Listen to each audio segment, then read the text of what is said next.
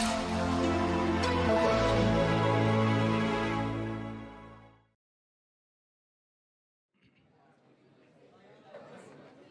good afternoon, all of you.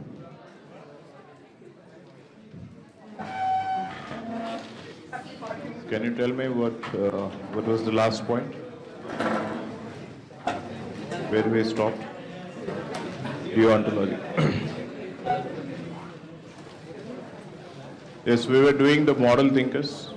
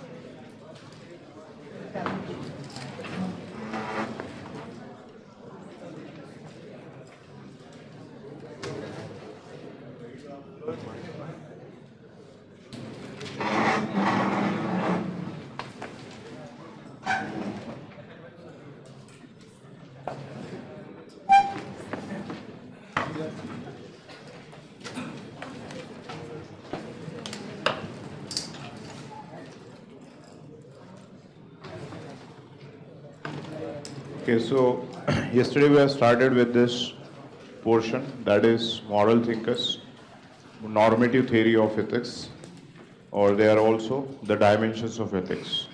Okay, in all these theories, the attempt is to find out what is right, okay, what ought to be done. And we have discussed that what ought to be done is not universal, fixed, okay, there are different perspectives.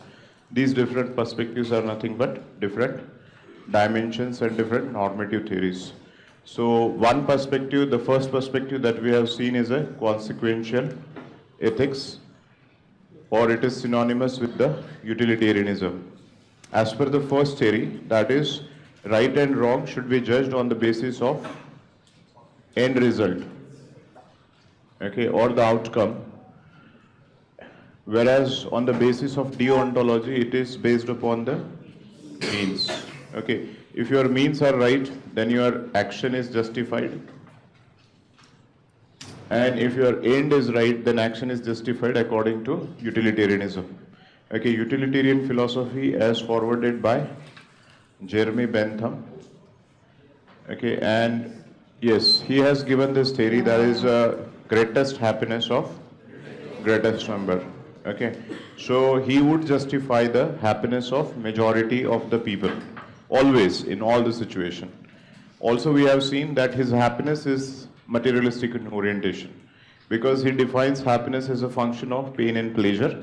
Anything that reduces the pain and increases the pleasure will contribute for the happiness. So he has related happiness which can only be perceived through the sensory organs, and therefore we see that it has a materialistic orientation component. We have also seen that he does not differentiate between the quality of pleasure. Okay, he only say quantity. Okay, so that's a statement that is a pushpin is same as poetry. So for him, all the sorts of pleasures are same. Now, this was the Bentham. Then there was a criticism of Bentham because he supports majority or minority, and his happiness is a narrow. It's not a value-based happiness. Then comes the J.S. Mill to defend the utilitarianism. He maintained principle greatest happiness of greatest number, but he had certain riders or conditions. The first condition is the liberty. Okay, yes. So the liberty of all individuals should be upholded. And thus he emerged as one of the greatest philosophers who defended the liberty. Second is quality of pleasure. Okay, he says that it is better to be Socrates dissatisfied than fool satisfied. Okay, so value is important. Okay, not just about the pain and pleasure, but the reason behind why there is a pain and why there is a pleasure. So he has added the component of value into the utilitarianism. So if you see, this was the utilitarianism. Then we have seen the deontology, that is the duty-based ethics. In Immanuel Kant, that's the state. Immanuel Kant first would say that we have to see the means, okay, and we have to follow certain duties. So we should not only look at the ends, we should see the means, we should follow the duty. And one such duty, he says, that dignity of every individual should be upholded. And he says that every individual should be treated as end in himself, and no individual should be exploited or used as a means to an end. Okay, so I think we have discussed that much. We have also discussed that deontological theory, although forwarded by Immanuel Kant, but it can be applied to any person who supports the means. Okay, so in case of means Gandhi, we have discussed, that is, he also supports the theory of moral means to justify the end. That is the essential continuity between the means and the ends. Second, we have discussed this Nishkam Karma philosophy and foundation, this fundamental duties also. Okay. In case of end is a Bentham. On the political side, you can also write Machiavelli and Kautilya also. Okay, that is where we, not utilitarianism, the word that is end justifies means as a principle. Machiavelli and Kautilya. Kautilya and Machiavelli.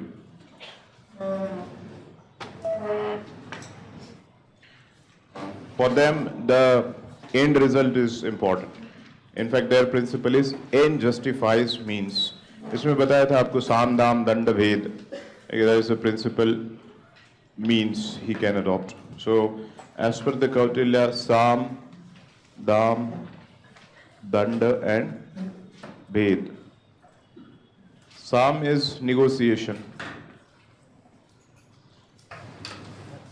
Negotiation on the basis of moral principles. Okay. Danda is, you can likha hai, second Sam, Dam, okay. Dam is a bribe. Danda is punishment. Okay. Punishment, use of force, coercion,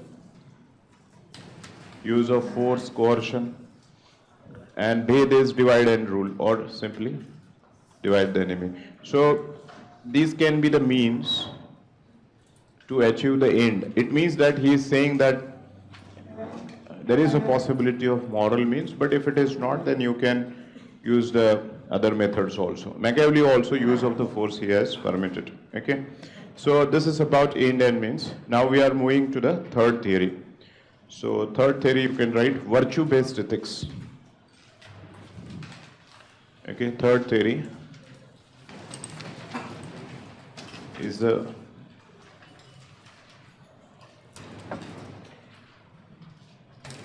virtue-based ethics. What is opposite of virtue? Vice, yes. V-I-C-E, vice. So first write the meaning. This virtue is the desirable attitude or the good attributes.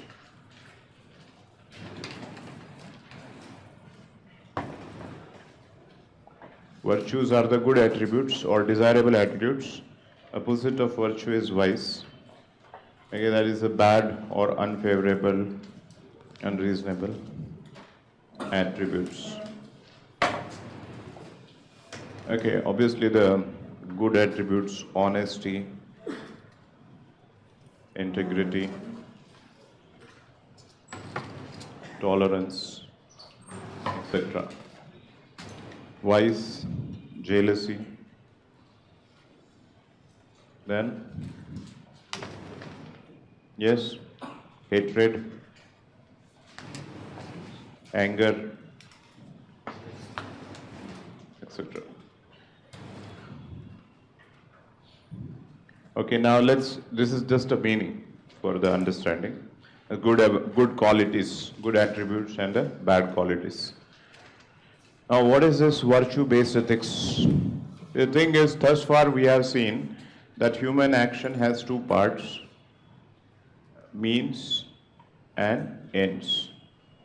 If you see the means and justify, it is deontological ethics, and ends is a consequential ethics. Now the third theory is not talking about the action. It is talking about the person who is doing the action. Okay, so a person doing the action. So this virtue theory focuses upon inculcating the virtues in an individual so that it creates a moral citizen for the society, and whatever the action that they are doing, obviously since they are the moral citizens, so the action would tend to become a moral. Okay, so the theory focuses on inculcating the virtues on one side and eliminating or replacing the vices on the other side. Okay, so write some points regarding it, that is virtue-based ethics. Virtue-based ethics, this theory focuses on inculcating different sets of virtues,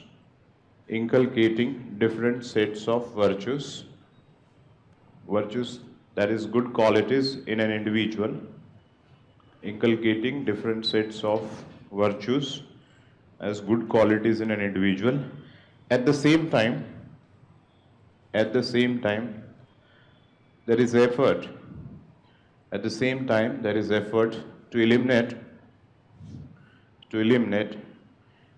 vices, VICES, vices as bad attributes, undesirable attitudes. In fact, can you relate this theory to the process of socialization?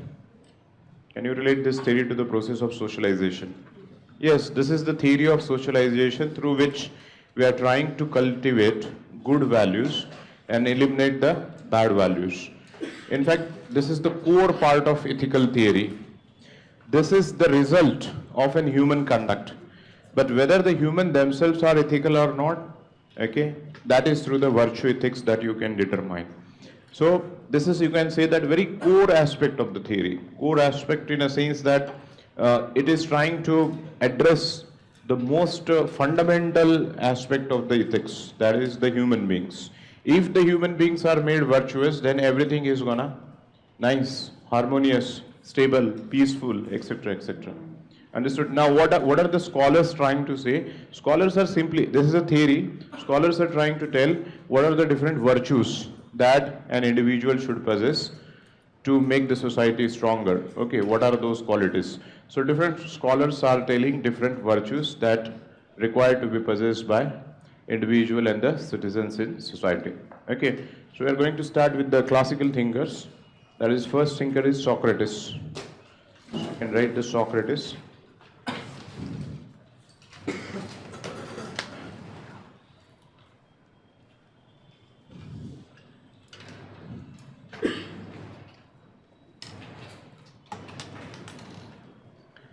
He says that knowledge is virtue, right? Knowledge is virtue. Knowledge is virtue. It's a self-explanatory. Okay, knowledge is virtue. That if you have the knowledge, you will understand more things. You will understand more things. Obviously, you will be empowered. Okay, and you can do many things. In fact, I'll explain the context together. Next, you can write the Plato. Plato has talked about 4 virtues, right? 4 cardinal virtues in life. 4 cardinal virtues. Okay, so the first virtue is wisdom. First is wisdom. In bracket, you can write prudence. Second is courage. You can bracket and write fortitude. Third is temperance. I'll explain this. And the fourth is justice. Fourth is justice. Okay. The first one, wisdom. Wisdom, knowledge. Again, you see here that Plato himself is a disciple of Socrates. Okay. And we see the obviously a lot of similarity between the Plato and Socrates. In fact, we don't have the manuscripts of the Socrates. In fact, whatever the Socrates is speaking, that he is speaking through the mouth of Plato, or whatever we got to know about the Socrates is through the writing of Plato. That's why it is being said what is Socratic is Platonic, what is Platonic is Socratic. So they are almost same. So now let's see this. These were the Greek philosophers, and I'll just tell you the context what was happening so that it's easy for you to remember those values also. So this was a time where there was an existence of not a nation state that we have today. It used to be called city states. They say एक city है Athens, and then there is a Sparta. Okay, so these were the Greek city states.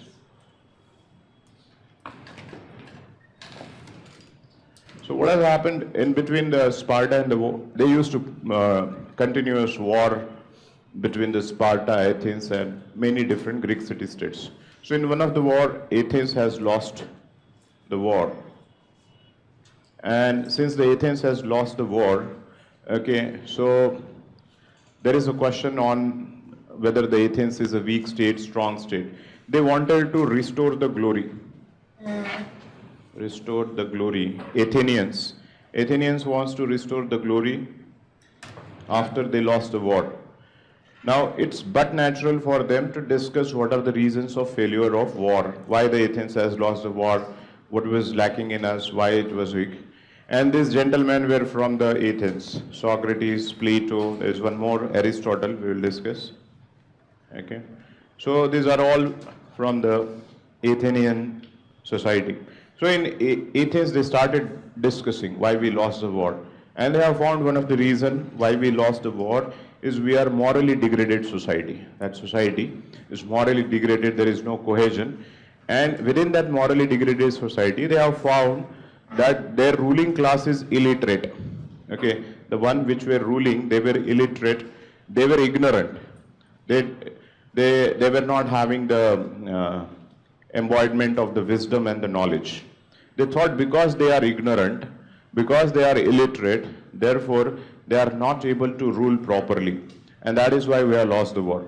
They have also found some of the other vices in the society, and they thought unless and until these vices are got replaced by the virtues, we will not remain stronger. So in a quest of making the Athens strong, and there was a deliberation and discussion among them, they come up with what are the different virtues that are required for the society to make the society strong.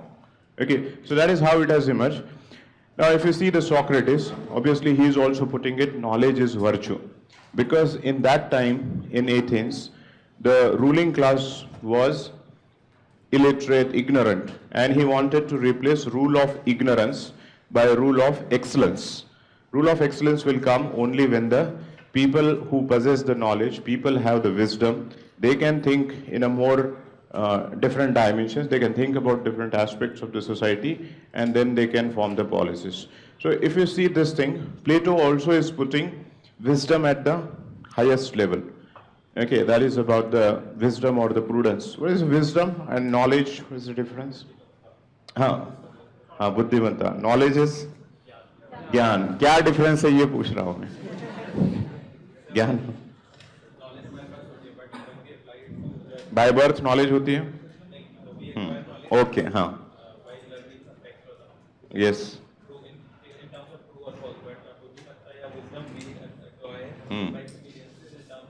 Good. Yes, it's a more of a out of practice and experience. What you gain is a wisdom. Okay, knowledge is something you acquire through the text.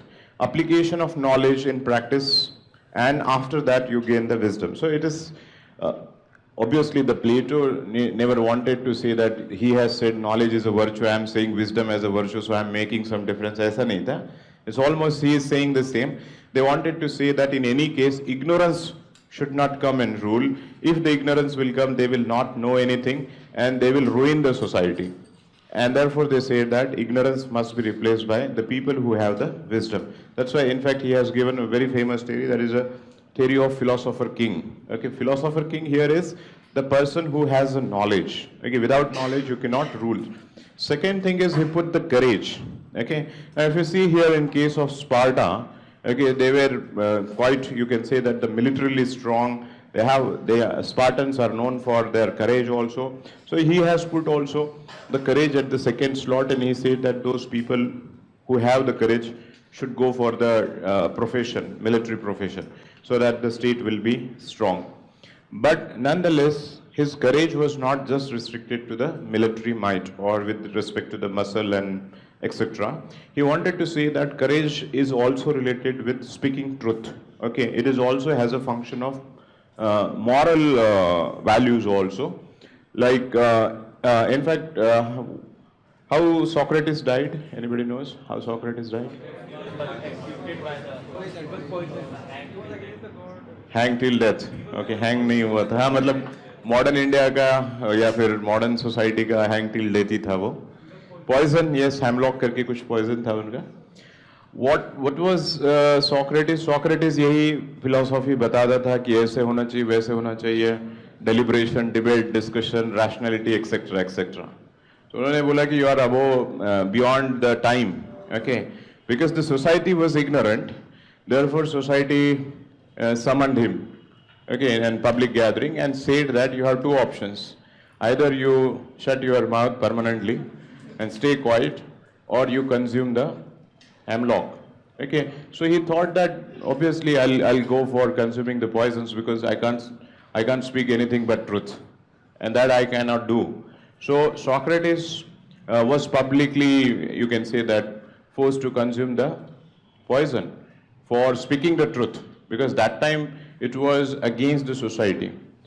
This event has a very catastrophic influence on the Plato's life, and he took the task of taking his master's thing forward. So he kept on writing the books, Republic, very famous book, the laws, etc.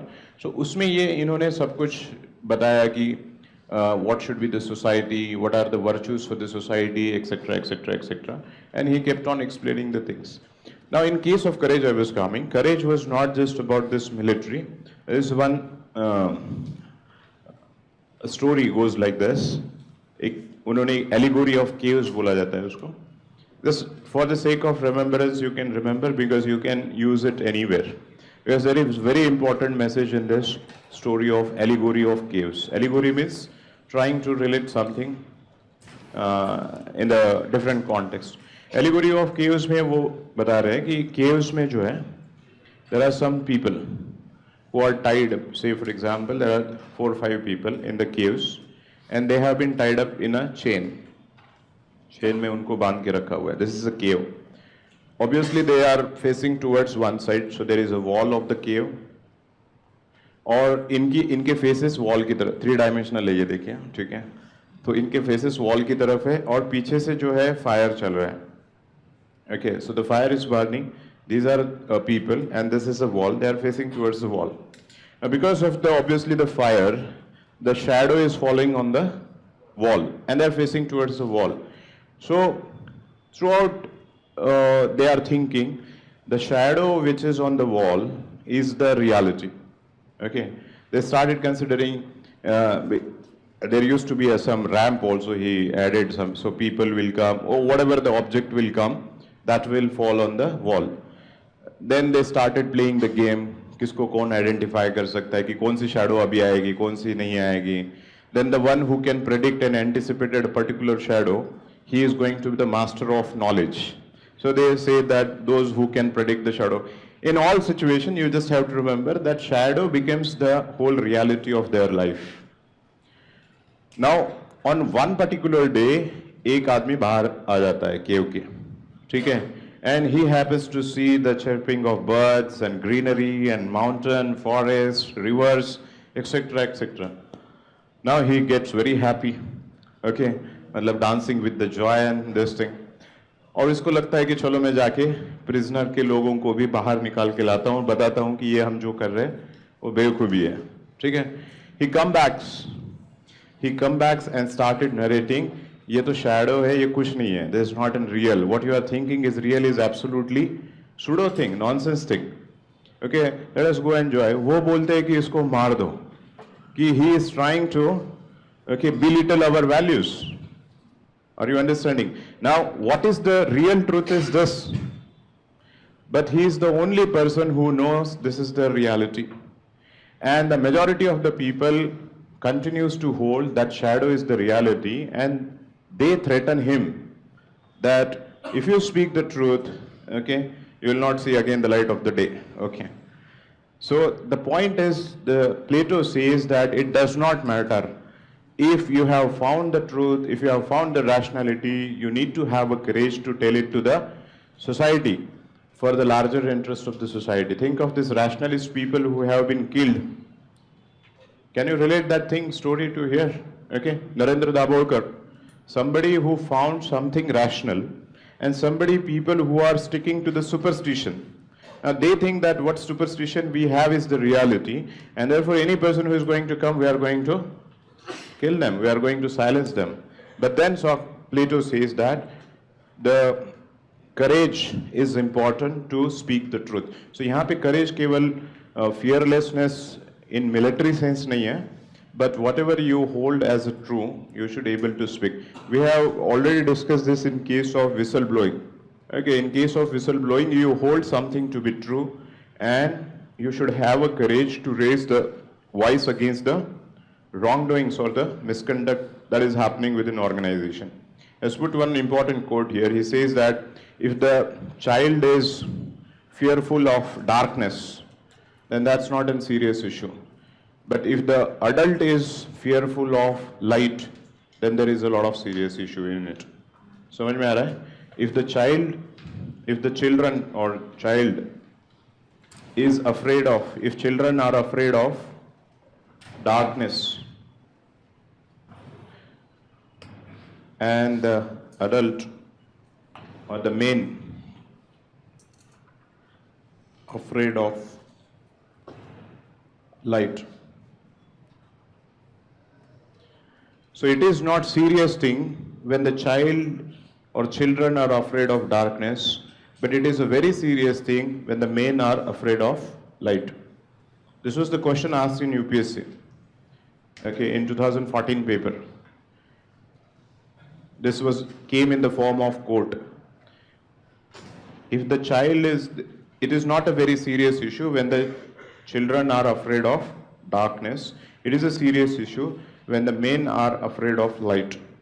Okay, this is your assignment also for tomorrow's class. फिर भी हम discuss करते क्या है इसका meaning और क्या what you have found from what we have discussed so far. Can you relate at least? कुछ हवा लग रही है नहीं लग रही है?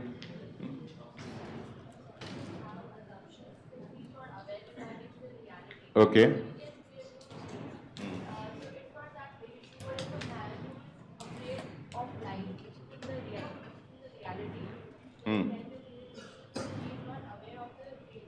Okay. Or थोड़ा सा, yes, you are close. Yes, anyone? Yes. People who knows the truth. Yes. Cannot speak. Yes, very good. It is a very big issue compared to that. Light is the reality. Okay. You have found what is right, what is wrong. You know everything. And knowing you are remaining silent is a crime. We cannot expect children to, because they do not know about it. यहाँ पे children मतलब केवल children नहीं था. Any person who is an ignorant. So far you don't know, that thing is pardonable because you don't know from where we can expect that you should speak. But the tragedy of the society is when people who know the truth, people who know the reality, but they are afraid to speak it, or for that matter, to raise the voice against those issues. Okay, it can be related not only to social issues, social stigmas in the society. You face it, but you don't have a courage to take up those issues. In fact, एक value conflict के time में भी एक sentence मैंने बताया था. It is the tragedy in the society is not because of the evil by the few people, but it is because of silence of good people. Okay, if the good people remain silent, that is the tragedy. That is what is exactly the point here is. Okay, that a tragedy of the society is not when the children are afraid of darkness. Tragedy of the society is one when the men are afraid of light. तो इस light को आप It's a very open interpretation. Society-wise, there is a wider interpretation, and we have to speak that way. So that's about the courage. Okay. Again, यहाँ पे ऐसे कुछ बहुत बड़ा आपको लिखने की जरूरत नहीं. See, the thing is, this statement was asked, even if अब थोड़ा सा सॉक्रेट ये प्लेटो पता है तो और इजी हो जाएगा.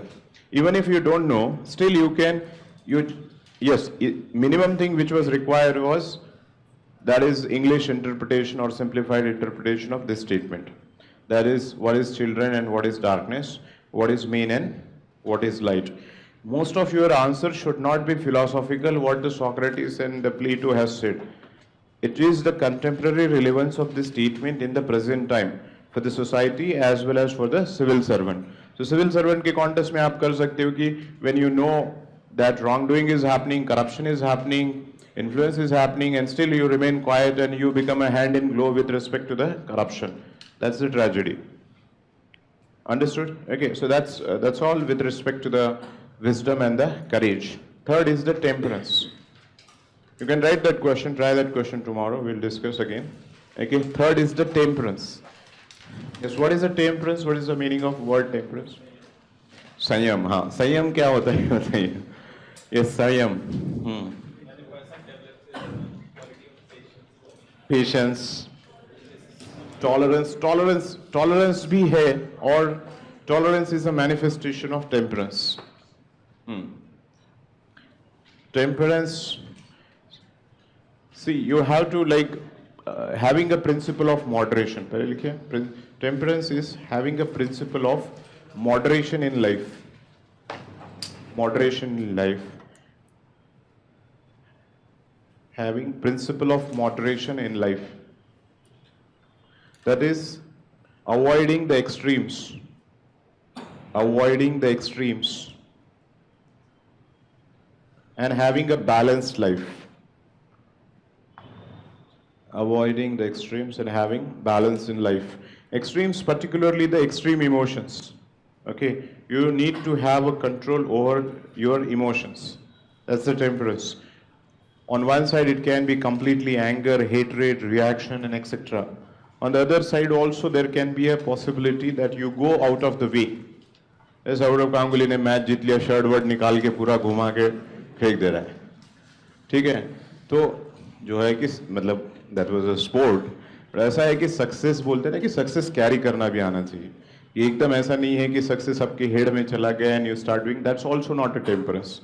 सेकेंड है कि कुछ नहीं भी मिला है तो एकदम हिमालय में जाके सुसाइड करना, ये भी सही नहीं है.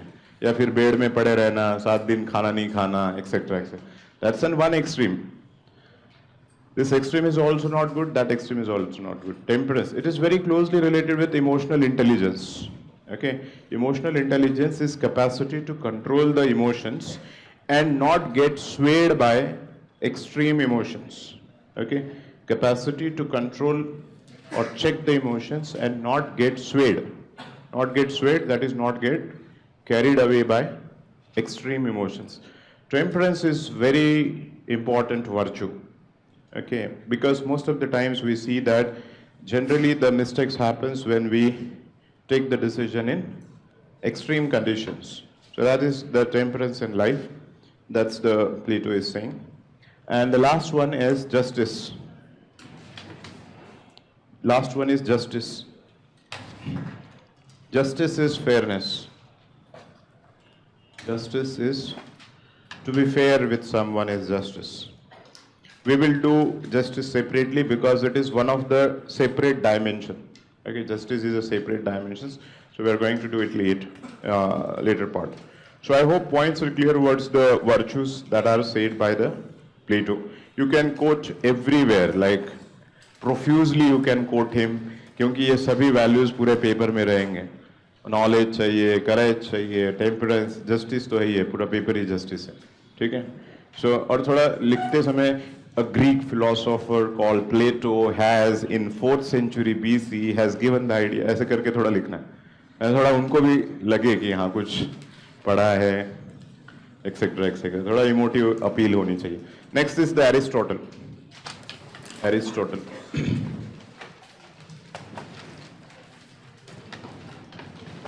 Aristotle has said golden mean is a virtue.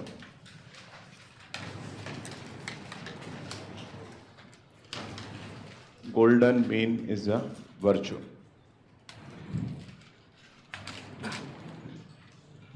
Golden mean is a virtue. Now this golden mean, what is a golden mean? Mean क्या है? Huh? Yes, mean is this, again, middle. Yeah, median में क्या रहता है? Mean, median and mode. CSAT वाला आपका. हाँ, exact middle नहीं है, लेकिन ये middle ही है, ठीक है? So he is trying to say that again, avoid the extremes and follow the mean. And he called this mean as a golden mean. That is always a golden. If you avoid the extremes and if you find the middle path, it is always going to be a golden, and he called golden mean is a virtue in life. So again, can you relate this with the temperance? This is very closely related to the temperance. Avoid the extremes. But he was not saying only with respect to the emotions. For all the things he was saying, follow the golden mean. Okay, do not indulge into the extremes. ठीक है, total समाज से एलिनेट होके कहीं पे ब्रह्मचारी नहीं है और ओवर इंडल्जेंस भी नहीं है, रोज सीपी जाके मतलब चल रहा है अपना काम, ठीक है, वो भी नहीं होना चाहिए। और है कि 365 डेज घर में ही बैठ के, हाँ नहीं आप कर सकते हो, अभी बोले कि डिमोटिवेट हो रहा है वैसे, ठीक है। Golden mean is a virtue. Aristotle again is a disciple of the Plato himself, and he was trying to suggest again what are the virtues that are required. So these are some of the Greek classical thinkers who are talking on the what is the virtues. Now you can have any person from the modern to ancient to medieval or any other person that you can simply write a name and tell this is the virtue. Like say for example Mother Teresa, compassion is a virtue. Likewise Gandhi, tolerance is a virtue. So there is no limit of virtue-based ethics. You just have to find out what are the different virtues that can make the society stronger. Can you relate with the preamble of India? Preamble also is a collection of good virtues. Okay, we the people of India, democratic, socialist, secular, okay, republic, justice, liberty, equality, fraternity. Okay, so these are all the virtues that the citizens is expected to follow. But the only unfortunate thing is there is no formal agency to imbibe this principle into the Indian citizens. Because if you see this, rest of the principles of socialization, they are more particularistic in nature. And these particularistic are not imbibing preamble or constitutional values, but they are more of a religious and the different parochial values. If you imbibe those values, so obviously people will be more virtuous. That's why it is being said that in India, constitutional morality is what is required. We wrote the constitution, but the morality in actual life is not based upon the constitutional values. Understood? So values can come from textbook, it can come from... In fact, this theory is also related with the contemporary debate of moral education. In fact, there is a talk of moral education that along with the science, maths, English, etc., there should be a teaching of moral education also from the school so that people can become virtuous. Okay, so that moral education, if you are suggesting something, if you are suggesting socialization, you are nothing but you are talking about virtue-based ethics by cultivating the right values. But there is a very interesting debate with respect to moral education in India. What is the problem with respect to moral education?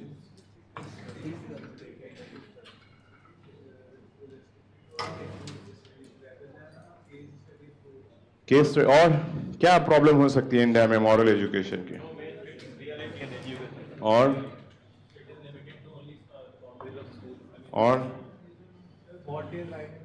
what is right and what is wrong, who is going to determine? Okay, will it be a saffron, will it be a green, will it be a blue, will it be a colorful? Okay, queer कल protest चल रहा था वहां पे, pride. Queer समझ में आता है नहीं आता है? Queer तो आधे को समझ में नहीं आ रहा होगा. क्या है queer? How many of you haven't heard of queer? Colorful, color blind हो तो queer, हाँ ठीक है. LGBTQ.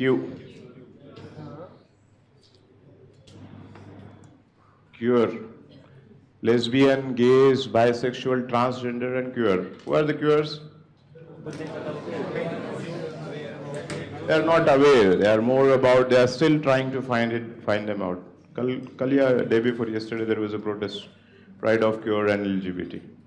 So you cannot remain colorblind to different colors of the society. So अगर जब टेक्स्ट बुक बनाए जाएंगे तो उसमें किस वैल्यूज को डाला जाएगा वो सबसे इंपॉर्टेंट है.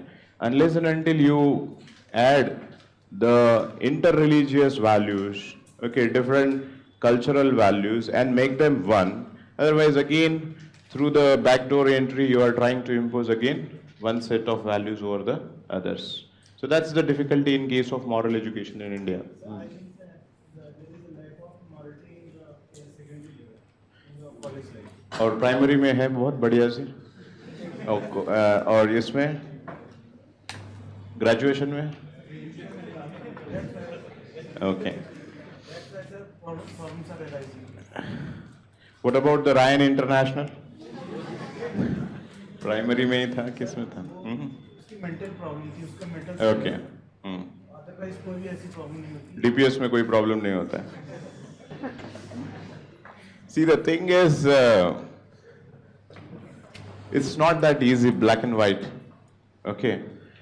The point is, there has not been a very much attention because we have reduced our educational system into an instrumental value, not an intrinsic value. Nobody is really wanting to get the knowledge of what is the value, what is good thing in life. Everybody wants 99%, 100%. Okay, maths में है, English में है, और उसका जो है utilitarian approach क्या है?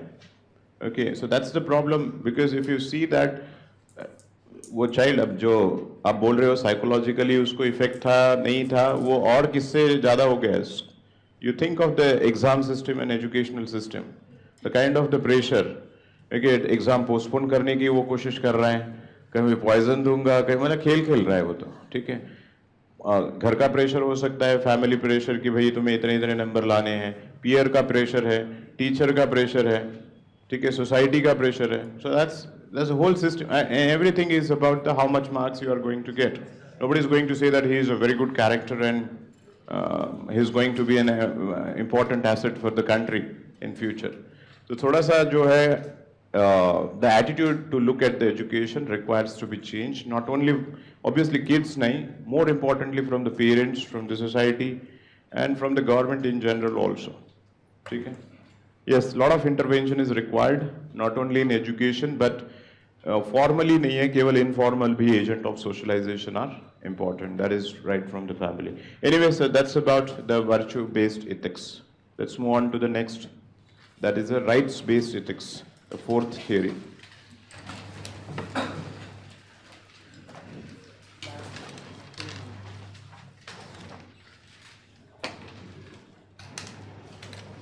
जुगाड़ करना वर्चू है या वाइस है?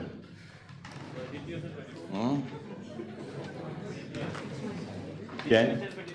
सिचुएशन पे डिपेंड करता है. So that is what I was saying, all the vices becomes virtues depending upon the situation. Okay.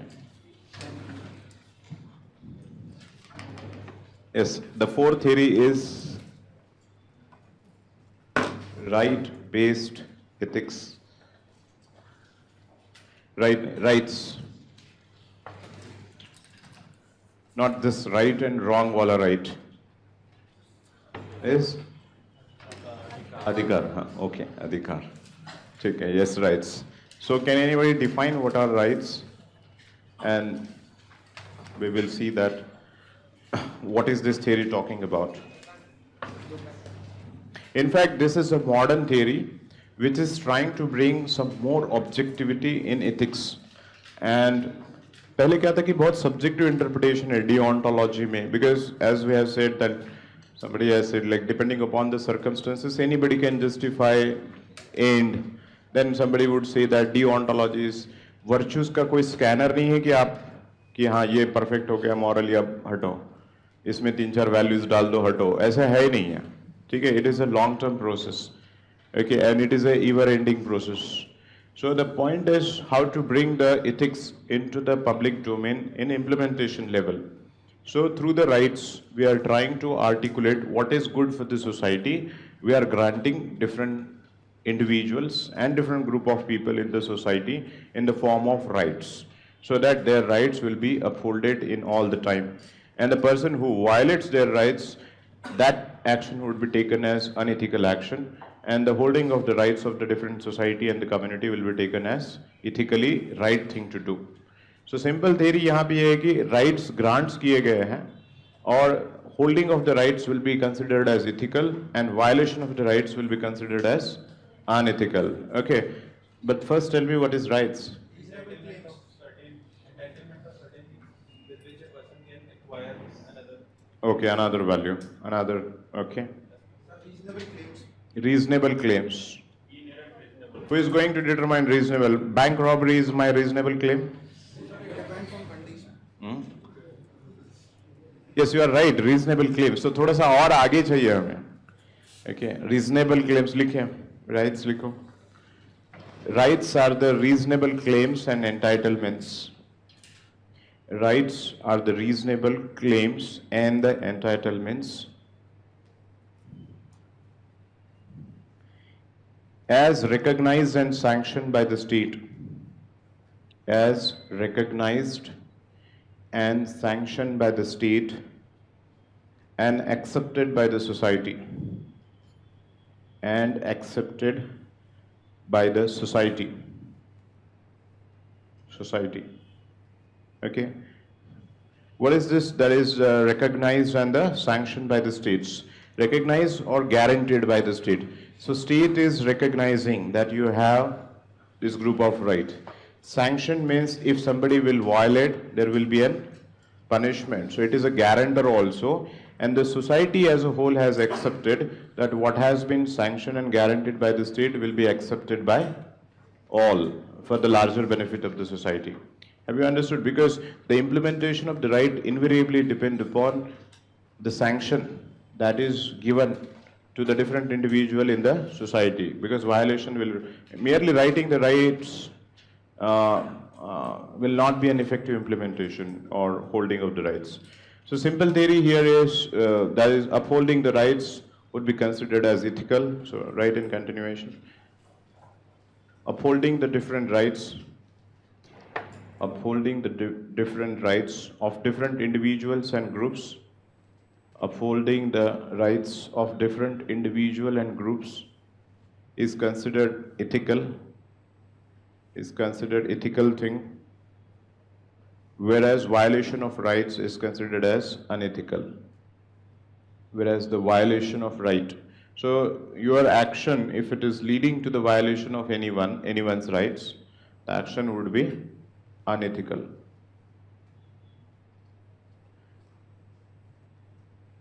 That is, in simple words, if your action leads to violation of any right of any person or group, your action would be termed as unethical action.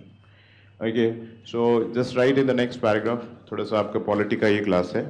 That is the first, that is rights can be broadly classified into two variants.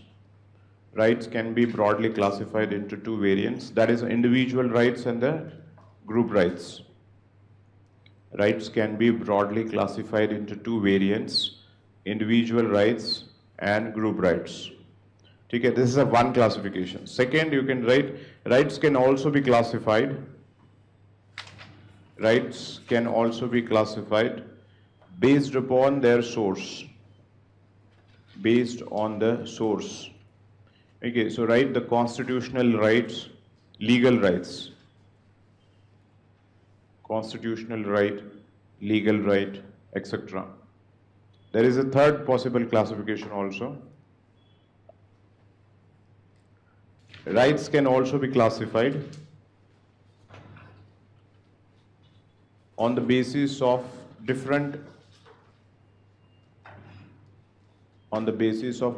issues and aspects of life they are addressing to. On the basis of different aspects of life that they are addressing to. Different aspects different aspects of life. So right here, political rights, different aspects of life, political rights, civic rights, third, socio-economic rights, next, cultural and religious rights,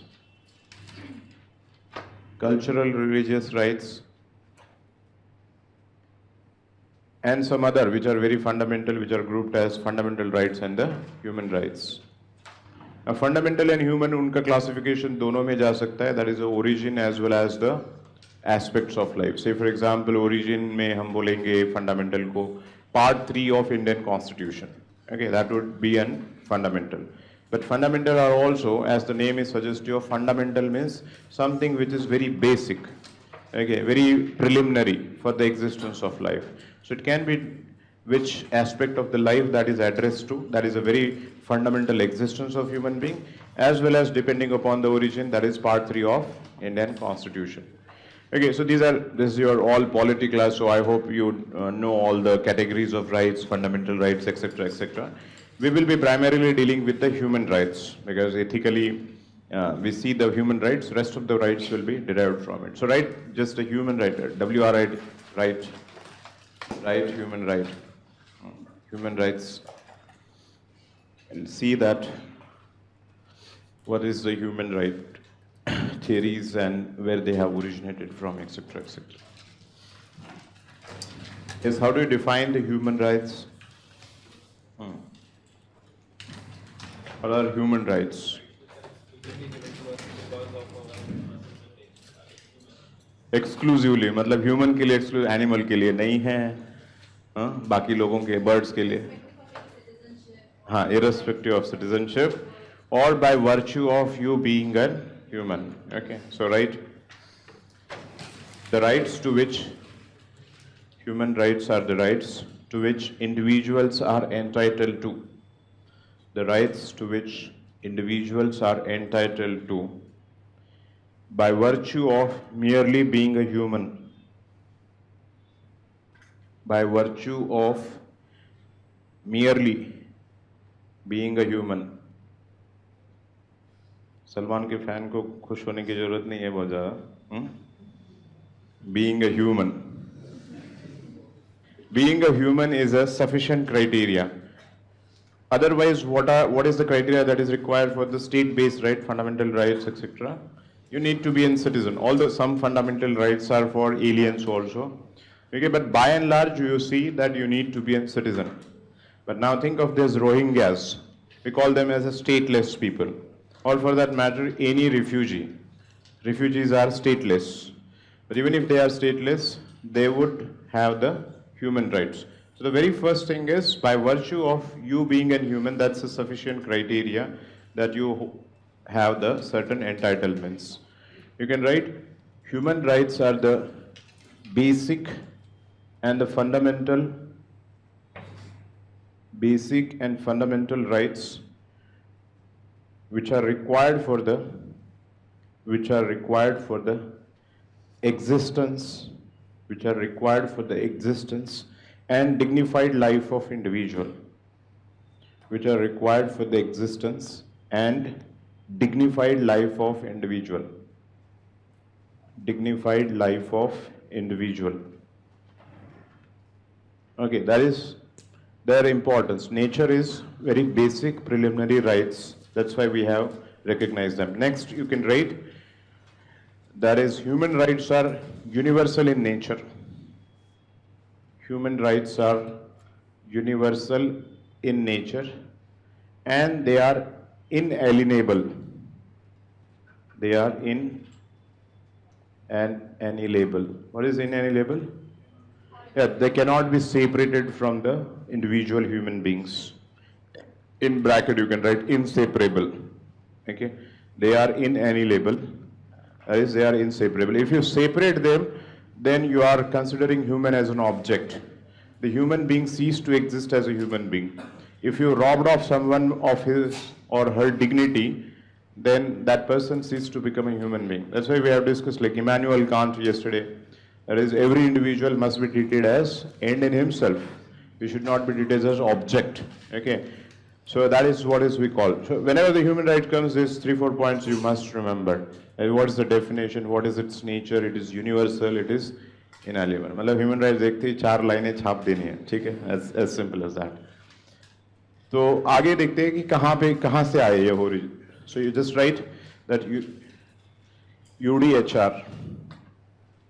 That is, yes, starting of the this UDHR, that is United Nations Universal Declaration of Human Rights. Human rights is the first document which explicitly talks about the human rights. UDHR is the first document which explicitly talks about the human rights. कब का है? 1948 December 10. Date क्यों important है? Human Rights Day celebrate. मानवता दिवस, मानव अधिकार दिवस जो है. Okay, Human Rights Day. Okay, so that's the first document which talks about the human rights. But you can write the nature of document was voluntary. Okay, the nature of document, or it was non-binding voluntary document. Universal Declaration of Human Rights. This was non-binding or voluntary document. What does it mean? That it is expected that different countries would adopt these principles. But later on, after say around a decade or so, 2 decades later, 2 covenants were adopted. Okay, those were enforceable in nature. So almost 2 decades human rights was not binding. It was a good to do practice. But later on 2 covenants developed. You can write covenant matlab convention type of things. Covenant are the laws. So later 2 more covenants developed. Okay, that is covenant on, first write the name of the covenant. First is the covenant, COVENANT, covenant on civic and political rights. Covenant on civic and political rights. Civic and political rights. Second is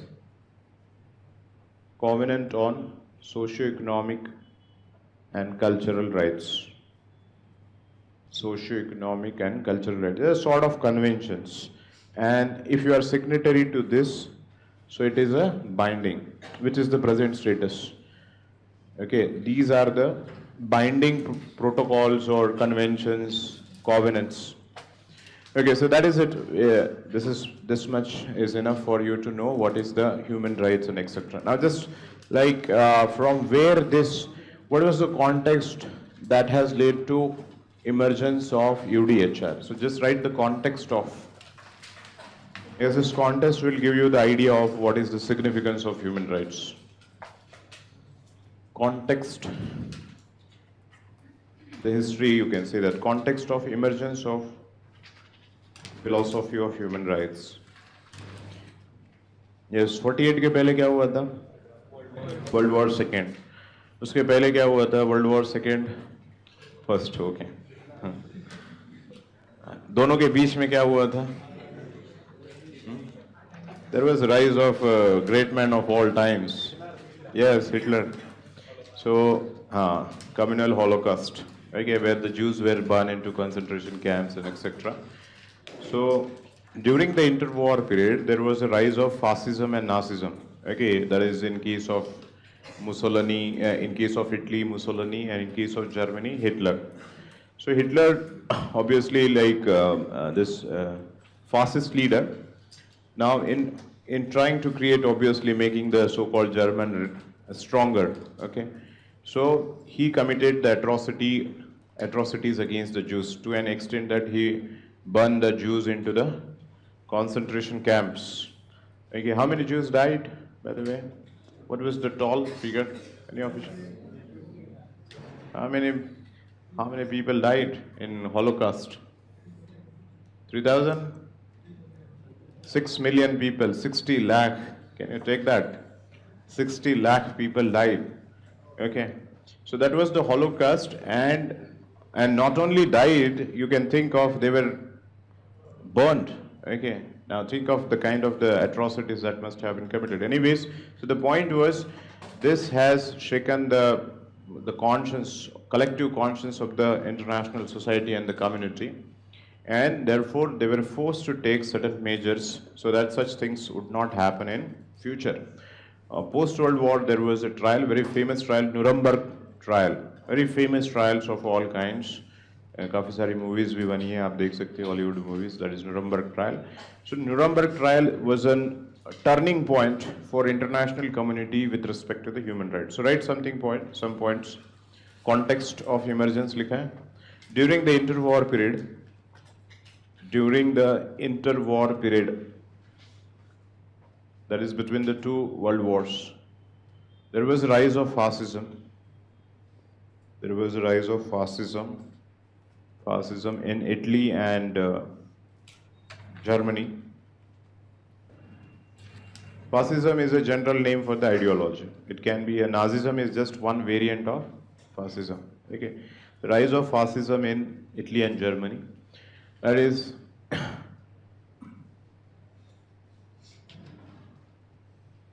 you can write that in continuation. German Nazis under the leadership of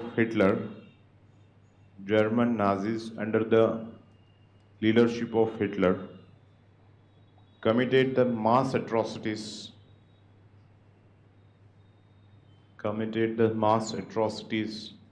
against the Jews. Okay, Jews were burned in concentration camps. Around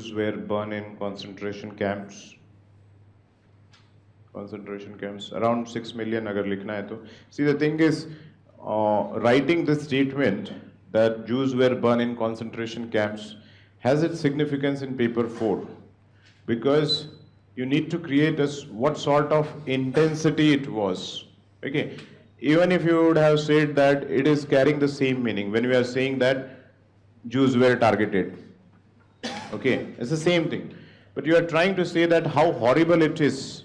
Sometimes there is something called as banality of evil. एक concept है, banality of, बाद में बताऊंगा कभी. Banality of evil ये है कि हम everything we reduce into the statistics.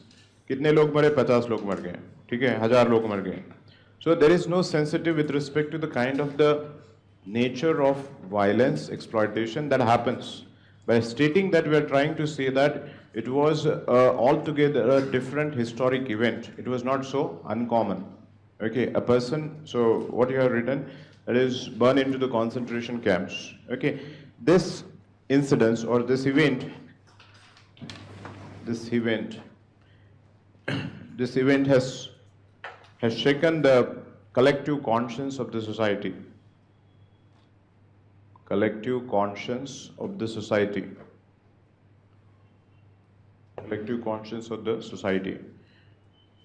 Post World War II, trials were conducted to target those who committed these atrocities. Trials were conducted against those who committed atrocities. These trials were famously known as Nuremberg trial. Okay, these trials were famously known as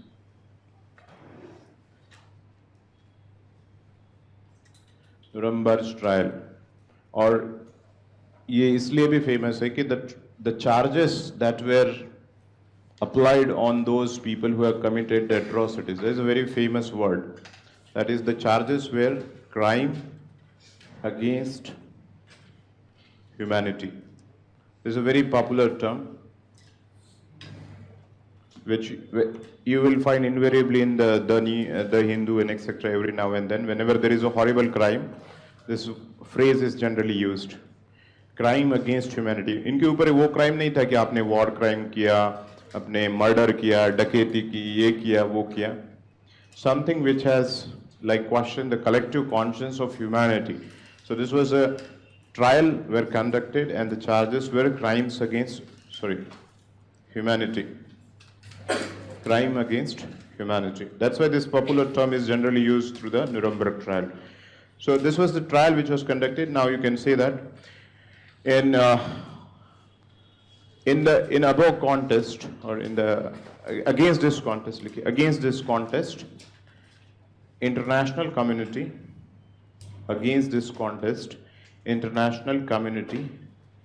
agreed to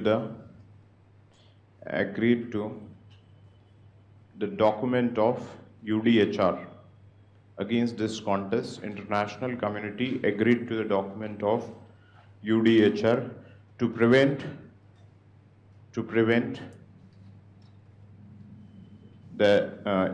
the future atrocities,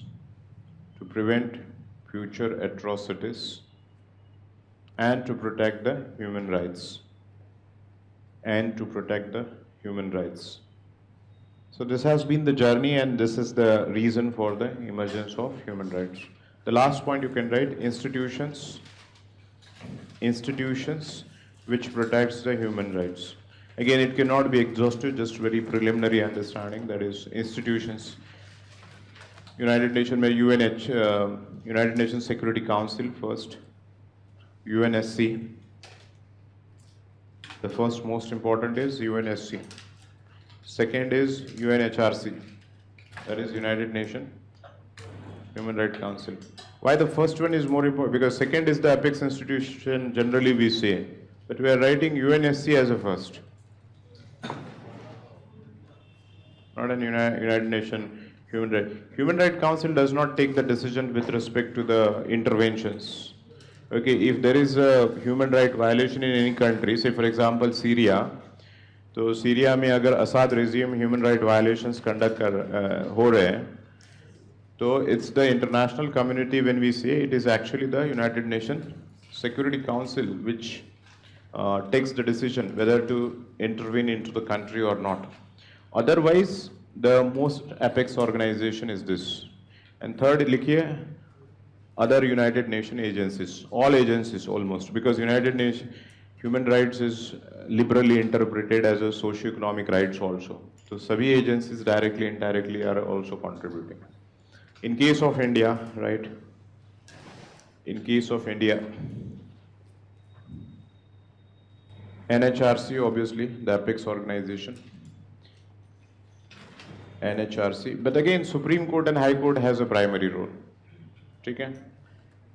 All fundamental rights are nothing but human rights. नहीं तो वो दूसरे है, ये दूसरे है, पता नहीं क्या चल रहा है, ठीक है? Human rights under Article 226 and 32, जो writ jurisdiction है, Supreme Court 32 and High Court 226. तो इसमें जो writ है, okay, that is obviously the fundamental right. So you can directly go to the Supreme Court or the High Court. So higher judiciaries are also maintaining. Apart from that, NHRC. What is the status of NHRC? बहुत strong है, बहुत अच्छी है, बहुत weak है, medium है, कैसा है? Advisory, yes. First of all, it is just a recommendatory body. और कुछ? Current news में क्यों है? Decisions are not binding. In Rohingyas issue, they are not to report them. हाँ, yes, we have seen that obviously the various issues have been picked up by the NHRC. By and large, India में किसी भी agency का problem है politicization and lack of autonomy. Lack of autonomy is the single most important issue with respect to any agency in India. Okay. So actually अभी तो इनका जो है recognition uphold करके रखा हुआ है international जो global alliance है on human rights, तो वो recognize करते हैं कि कितनी body strong है, weak है, तो अभी अपना hold पे रखा हुआ है. Because they are saying that these bodies are just recommendatory and on paper, they are not very effective. उनकी जो appointment process है वो broad based नहीं है. Members who are there they are not also very committed. The body itself is recommendatory. Investigation that is being carried by the NHRC is with the political hands. So most of the times there is a weak body and there is a need to give more muscles, more teeth to the NHRC. But जितना mandate उनको दिया गया है उसमें उन्होंने काफी अच्छा function किया है. There are structural problems. For sure, we agree to the structural problems. But within the mandate that has been given, their role is laudable. Okay, जितना उन्होंने काम किया है. So there are structural limitations, but yes, of course, what they have done is a very good job. Okay, particularly during the Godhra riots, they have gone there and not only, see, the thing is, not only dispensing the justice, but in case of Godhra riots, there was a public meetings, there was a psychological compensations, there were, other compensation, psychological rehabilitation also. So then there was a never looking back, okay, after the Godhra riots. So if you see the custody and death cases, fake encounter cases, in fact, they have gone to an extent of liberal interpretation of malnutrition as a human rights. Okay, in case of Odisha, anybody from Odisha? Okay, KBK district. What is KBK? Kalahandi, Bolangir and Koraput. This is a malnutrition area. तो उन्होंने बोला कि malnutrition is also a human right violation and therefore Odisha government should take the steps in order to, yes, obviously provide the food. So even in case of these kind of activities, custodian deaths, custodian gang rapes, custodian violence, उस case में भी उन्होंने काफी काम किया, prisoner reforms, etc., etc. Okay, this is mostly your polity class. We are just trying to sensitize you. That is, what is the human rights? How does it works? What is its status? Baki rest of the points you should have the one list of what are the human rights sensitivities. Just take a list. Issues of human rights in India. ये आपको केवल ध्यान में रखने, कभी भी इनके ऊपर information आएगी तो आप थोड़ा सा human right का issues you can bring in. Okay. Yes, कहाँ पे human right is obvious. Manual scavenging first लिखिए. Issue of manual scavenging. Issue of manual scavenging. Is it a human right violation or not? Yes, certainly. Dignity. Anything else? Child labor, yes, child labor, bonded labor, etc. Child labor, bonded labor, or for that matter, any form of forced labor. Any form of forced labor. The next is human trafficking. Human trafficking. Human trafficking. Next, prostitution. Prostitution. Yes, क्या बोल रहे थे आप? Torture. Torture. Okay. Yes. You can write custody से लेके लिख सकते हो. That is custodial violence, custodian rape, custodial atrocities. I think 3 days back there is a one death in custody. कहाँ पे हुआ है? महाराष्ट्र या कर Pune? Yes, I think the PSI or somebody has bitten mercilessly. He died. Okay. See, the thing is, custodian death, custodian violence, custodian rape are all the more sensitive issue because normally when the two people are doing is different from when the state who is supposed to protect. Rakshak become bhakshak. All of you understand? There is a double responsibility on the state. State is a guarantor of protection. Think of very famous Mathura gang rape, which has, जैसे अभी आपको Delhi gang rape है, ऐसे एक 70s में case हुआ था Mathura gang rape, which has shaken the conscience of India. उसके बाद काफी सारा theories और उसमें changes आए policies में India के. तो Mathura gang rape was a very famous case where a woman was gang raped in custody. So think of kind of the level of atrocities. So all these cases of prison and the custody, torture, etc. Yes, are the part. Refugees, right? Right of refugees or right of internally displaced people also. Right of refugees, oblique IDPs. कोई है IDPs India में? Kashmiri, okay, yes. और बाकी तो कोई IDP है ही नहीं. अरे ये जो सब बिग डैम प्रोजेक्ट्स है उसमें सब में डिस्प्लेसमेंट है, right from the Narmada Bachao to everything, they are also internally displaced. Big dam projects, anything big dam industries, so they are also. आप कौन सा बोल रहे थे? इधर से कुछ. Anyways, internally displaced and the refugees, they are also their rights as a human right. Armed Forces Special Power Act. Okay, next is with respect to AFSPA. Armed Forces Special Power Act.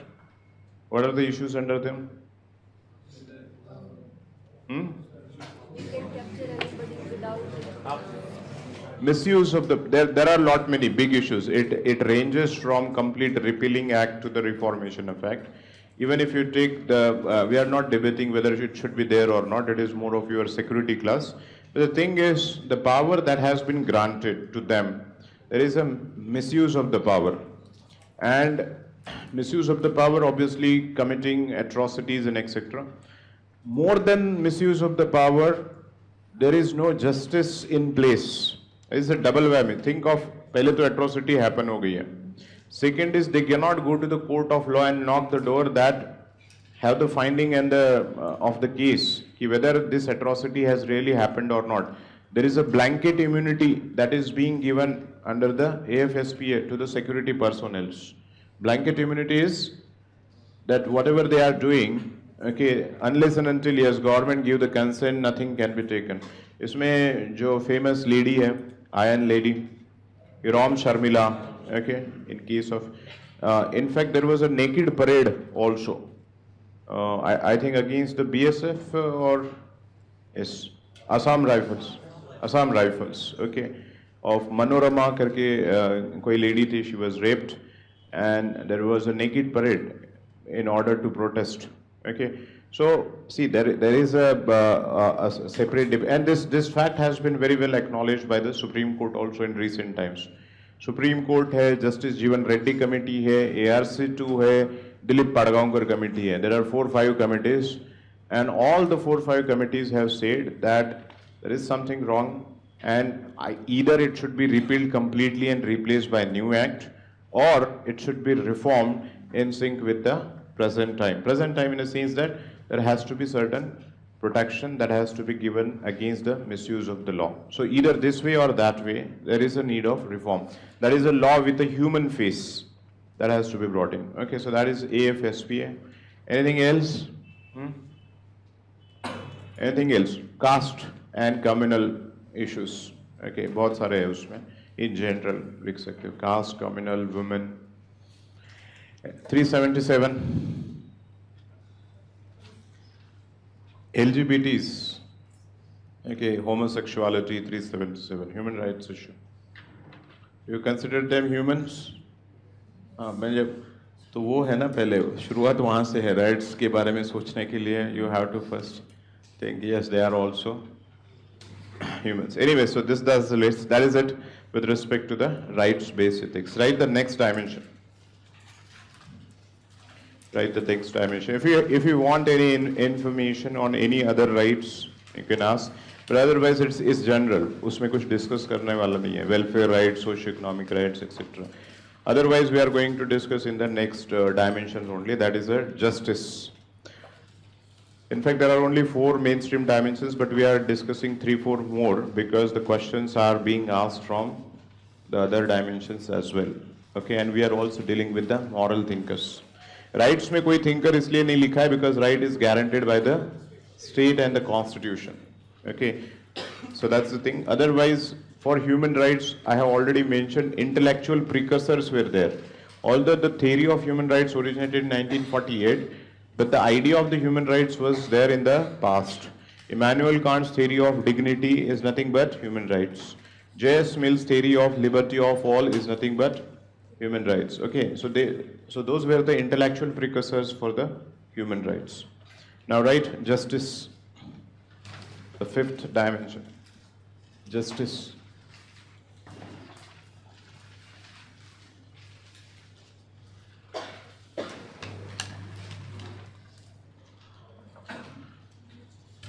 What all types of justice you know? What is justice? Socio-economic, political, okay. Yes.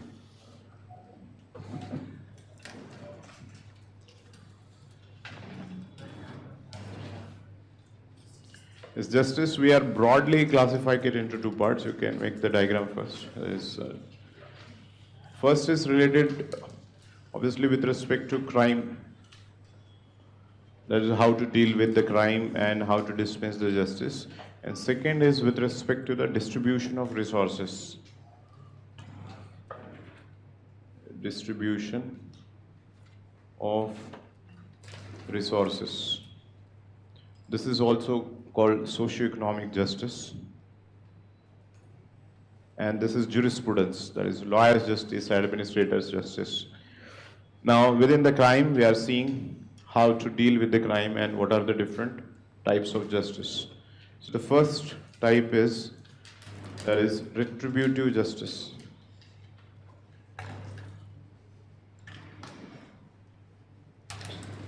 Retributive justice. Okay, so we'll discuss first retributive. इसके लिए थोड़ा सा आधा page छोड़ दो diagram के, इधर ही मत लिखना चालू कर दो, छोटा छोटा छोटा, बहुत लिखना है उसमें, ठीक है? थोड़ा हाँ डायग्राम बनेगा, डायग्राम के लिए half 1/4 page you leave the space, नीचे रिट्रीब्यूटिव करके और एक टाइटल लिखें, इधर ही ऐसे नहीं है, मतलब बाद में आपको पता चलेगा कि थोड़ा सा नीचे ही लिखना चाहिए था. What is retributive justice?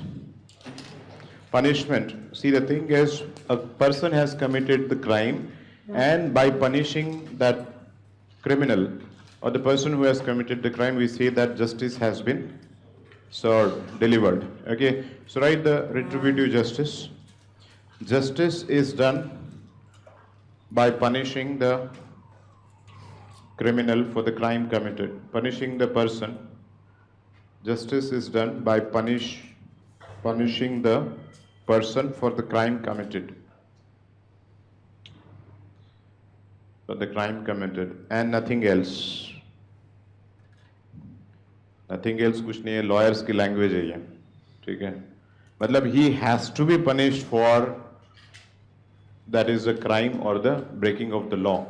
That is, punishment is done for the crime committed and nothing else. So theory here is punishment. That is, punishment will bring a justice. Punishment of criminal. In fact, literal meaning of retribution is not punishment. What is the literal meaning? Literal meaning of retribution is a reciprocation. Okay, that is a quid pro quo. So if you do good things, you will get reward. If you do bad things, what is the retribution? Punishment. So retribution is reciprocation. Okay, but you need not have to. Just remember this, because we are talking about obviously the bad things, how to manage the bad things. So punishment. Now the justice theory says, so first of all, punishment has to be given, but within the punishment there are certain principles that needs to be followed. So the first principle of retributive justice that within this is proportionate principle. Proportionate principle. Now what is the proportionate principle? That is, yes, punishment should be in proportion to the crime committed. So right, proportionate principle, that is, punishment is given in proportion to. Punishment is given in proportion to crime and the nature of the crime. In proportion to crime and nature of crime. किसी ने wallet चोरी किया है, उसको capital punishment कैसा लगता है? Wallet चोरी किया, किसी ने शार्पनर चोरी कर लिया, उसको life imprisonment. How does it sound? We have become a Talibanized country. Okay, that is so barbaric. Okay, that's why there is a principle of proportion that is followed. कि जितनी punishment है, that sort of thing. कभी कभी रहता है ना कि corruption है, इनको इनके hands chop off कर दो वगैरह वगैरह आता है. कई बार ये आता है rape cases में, online में हाँ काफी आता है कि radical feminists give lot many innovative theory of justice. मतलब पूरा उमड़ पड़ता है, theories of justice एक बनाई जाएगी नहीं. But you have to mind, yes, as a society, we cannot become a barbaric.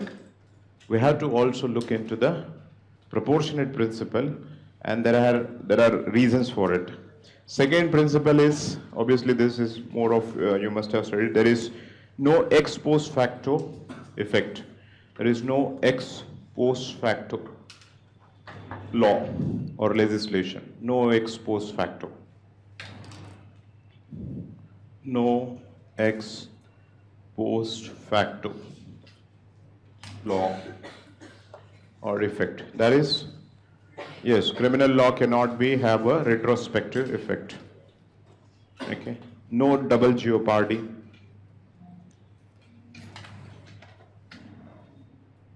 That is double punishment for a single crime. Single crime or same crime. Robbery करूंगा, बाहर निकलूंगा, फिर robbery करूंगा, फिर robbery करूंगा.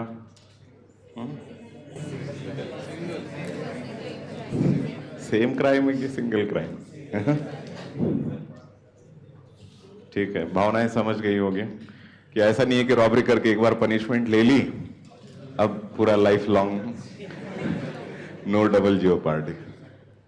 किसी ने डिलिबरेटली कर दिया, वहां पे जाके बोला अरे लक्ष्मीकांत में तो पढ़ा हुआ था इसलिए हमने जो है कॉन्स्टिट्यूशनली फॉलो किया. No double jeopardy. Okay, so these are some of the primary principles that are followed. There is also no self-incrimination, etc. We need not have to go. This much is enough. Okay. So first of all, punishment, but within the punishment also there are certain principles. Now, next important thing is reformative justice. Second, reformative justice. आपके diagram में भी लिख लो इधर second. Okay, reformative. Second is a reformative justice. That's what happens in reformation. सुधार और आधार. Yes. Juvenile. For the adults, should we or should we not?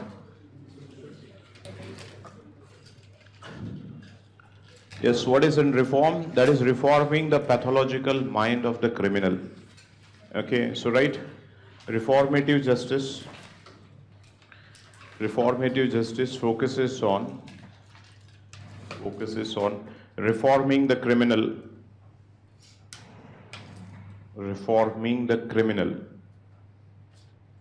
through various means. क्या क्या हो सकते हैं? Rehabilitation, okay, or bridge education, meditation, yoga, moral education, vocational. Okay, लिखिए. First, counseling. पहले तो बैठ के उसको क्या भाई क्यों मतलब ऐसा ठीक है सही नहीं है वगैरह वगैरह. Psychological counselling. फिर जो है 2-4 एथिक्स के क्लासेस. मॉरल एजुकेशन लिखिए. Moral education. 2-4 इकोनॉमिक्स के classes. Skill and vocational training. Vocational working also. Okay, vocational training, vocational working in a sense that they are asked to work so that they realize the importance of the earning worth of life, etc. Yes, बाद में yoga, meditation. This Ms. Kiran Bedi has in Tihar jail has done a lot of good work with respect to this reformative justice. Okay. So the whole idea here is reforming the mind of the criminal. Here the Gandhi's one of the principles you can write: hate the crime, hate the sin, not the sinner, or hate the crime, not the criminal. Okay, the principle, underlying principle in reformative justice is hate the crime, not the criminal, or in other words, hate the sin, not the sinner. Hate the sin, not the sinner. In fact, okay, we'll do that later. So, what is the assumption here is, even when he has committed wrong, there is a possibility of reforming him and making him a normal individual, so that he can become again a mainstreamed normal citizen. So that's the reformative justice. Which one of the two do you think is a more powerful and good one? Reformative. In case of Western society, Because बताइए हम. Add to the asset of the country if in case. Okay, that is a good point. It can add to the asset of the country. हाँ. Why retribution cannot add the asset to the country? 5 साल के बाद jail में बाहर आ जाएगा तो asset नहीं है क्या वो? Yes. Yes, that's the thing. Most of the times, in fact, it has been a counterproductive also. Okay, because when the person comes out, he in fact nurture that attitude of revenge. My 5 years, 7 years, 10 years of productive years of life has become unproductive because of X, Y, Z. The moment he come out, he find that person and cause an damage. In fact, horrible cases happen in case of Haryana, where the people came out and they raped the same girl because of which they have gone into the jail in the first place.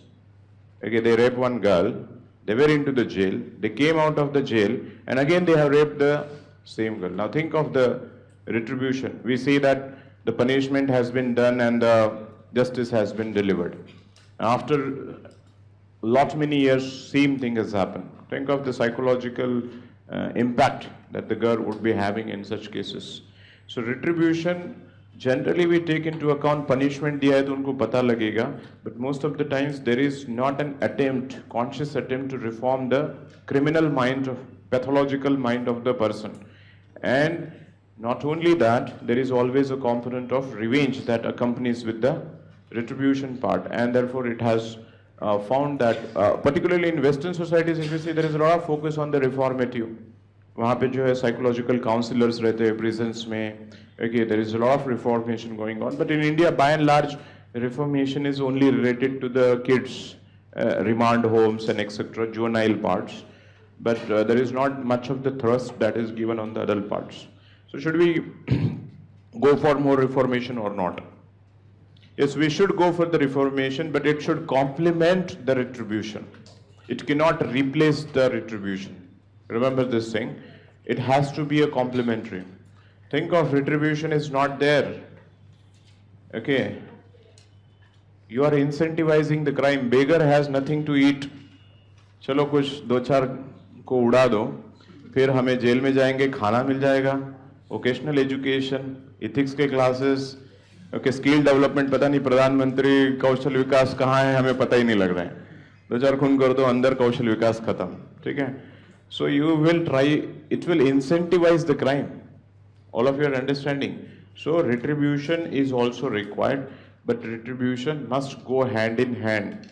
Okay, confinement of a person in a prison, okay, keeping them away from their near and dear ones for 5 years, 7 years is a good enough punishment. Okay, ऐसा नहीं है कि वो punishment नहीं है. Okay, along with that, there has to be a reformation. So do not forget, in many of the case studies, this एक तो case study एक रहती है पनिशमेंट और क्राइम से related. So always remembered, you should, क्या होता है कि आपका आंसर है कि law are weak, law are not effective implemented, laws are this, deterrence is not there, corruption with respect to criminal implementation of the law. तो ये एक ही पार्ट हो गया आपका retribution part. You haven't focused on the reformation. So the third part you can write, in fact, that is with related to law, that is deterrence as a force of prevention of crime, or justice by deterrence.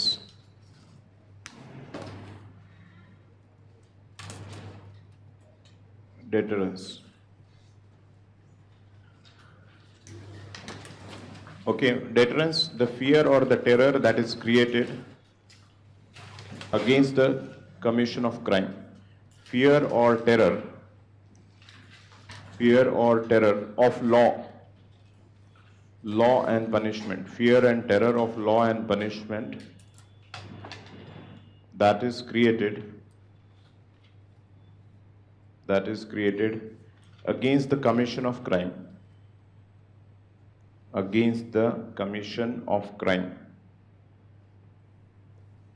fear or terror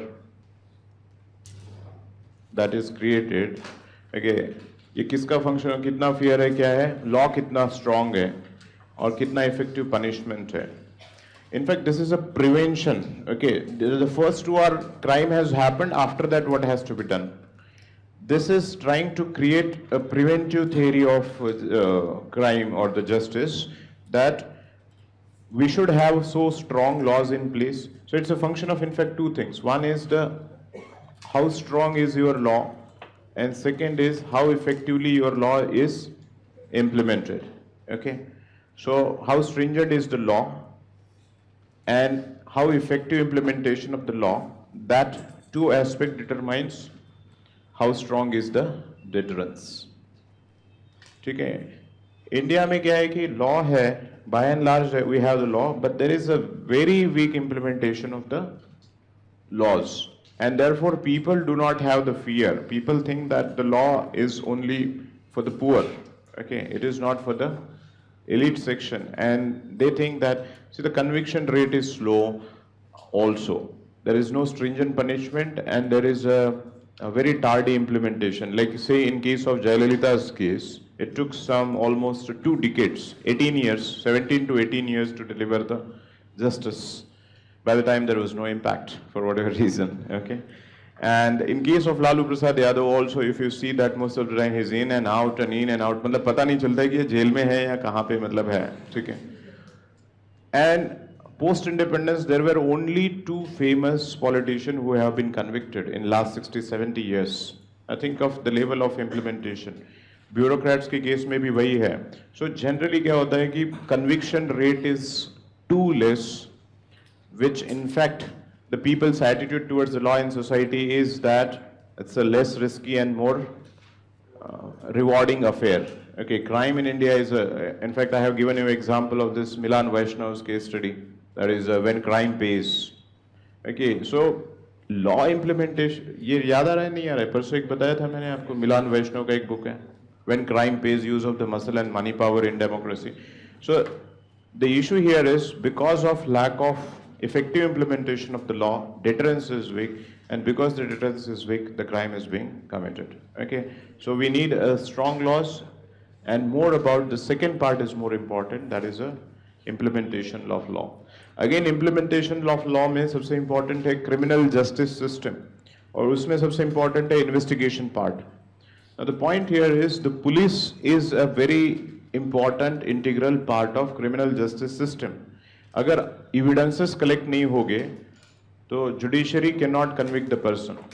Now the point is there are 2 issues with respect to police. One is the lack of professionalism with respect to investigation, and second is it is overburden. Okay, it's too much overburden because they have both the task. One is the maintaining the law and order also, and they have to carry out the investigation also. Like think of like Delhi है, so Delhi police का क्या रहेगा कि जैसे फिरोज शाह में match चल रहा है तो जाओ वहाँ पे जाके फिर उनका वो देखिए, फिर है ठीक है, तो कहीं पे prime ministers caravan is going, so go and there again the maintain the things. कहीं पे festivals आ रहे हैं, okay, different religious festivals they have to attend. Then there is something like smog and this thing develops. Again you have to, disaster you have to. So there are many things which are happening simultaneously, and therefore they are overburdened. This is about the law and order. At the same time, they have to work upon the investigation. And investigation is a very, very professional job. It's not frivolous उस sort of job नहीं है. Sherlock Holmes अगर आपने देखा होगा या फिर CID देखा होगा, ठीक है, कहाँ शेरलॉक मतलब कौन शेरलॉक क्या शेरलॉक, ठीक है, तो वहाँ पे आपको पता चलेगा कि it's a serious business. First of all, you need a lot of time. Second of all, you need a professionalism. ये दोनों absent है, time भी नहीं है, professionalism भी नहीं है. और third है कि political autonomy. Yes, that is in fact the third is the first most important thing, that police do not enjoy the autonomy. They are more of extended arm of the government. So जब case file हो जाती है तो telephonic call and lobby and this politicization that becomes all the more. Sum total of all is deterrence in India is less. Okay. So sometimes the question would be asked, what are the steps that you can take? Even the laws are in place. ऐसे question आता है कई बार, आया है already, that we have the different laws in place. In spite of all that, why there is a less this following of the principles and implementation of the justice. तो आपको कहीं ना कहीं वो implementation के ऊपर focus देना है, because you cannot say that we should bring the law. It means that you only know half of the society. Laws are already there in place. So criminal justice reform, police reform, in fact ये जो police reform का सबसे important point है separation of law and order from the investigation. That is the single most important reform which has been pending. So I hope the point is understood. That is a deterrence. The next point you can write, इसी में लिखना है, that is a fourth point, compensatory justice. लिखें. अच्छा एक minute, deterrence का opposite क्या होगा? This is also theory of prevention by creating a terror and fear. What can be the opposite? Think for a while. इतना easy नहीं है, but इतना difficult भी नहीं है. What will be the opposite of deterrence? Yes. Motivating, yes. Virtue ethics is the opposite of deterrence. Think. Deterrence में क्या कर रहे हैं हम? We are creating a fear and terror so that person should not commit the crime. So I am not committing the crime because of fear. So it means that I might be thinking of, I am not thinking this is wrong thing to do. I am thinking of this can be beneficial, but I am not doing because of fear and terror. But we want a society wherein I should feel that this is wrong thing to do. All of you are understanding or not? Rape is not happening because there is a fear. This will happen only when there is a CCTV camera and bright sunshine.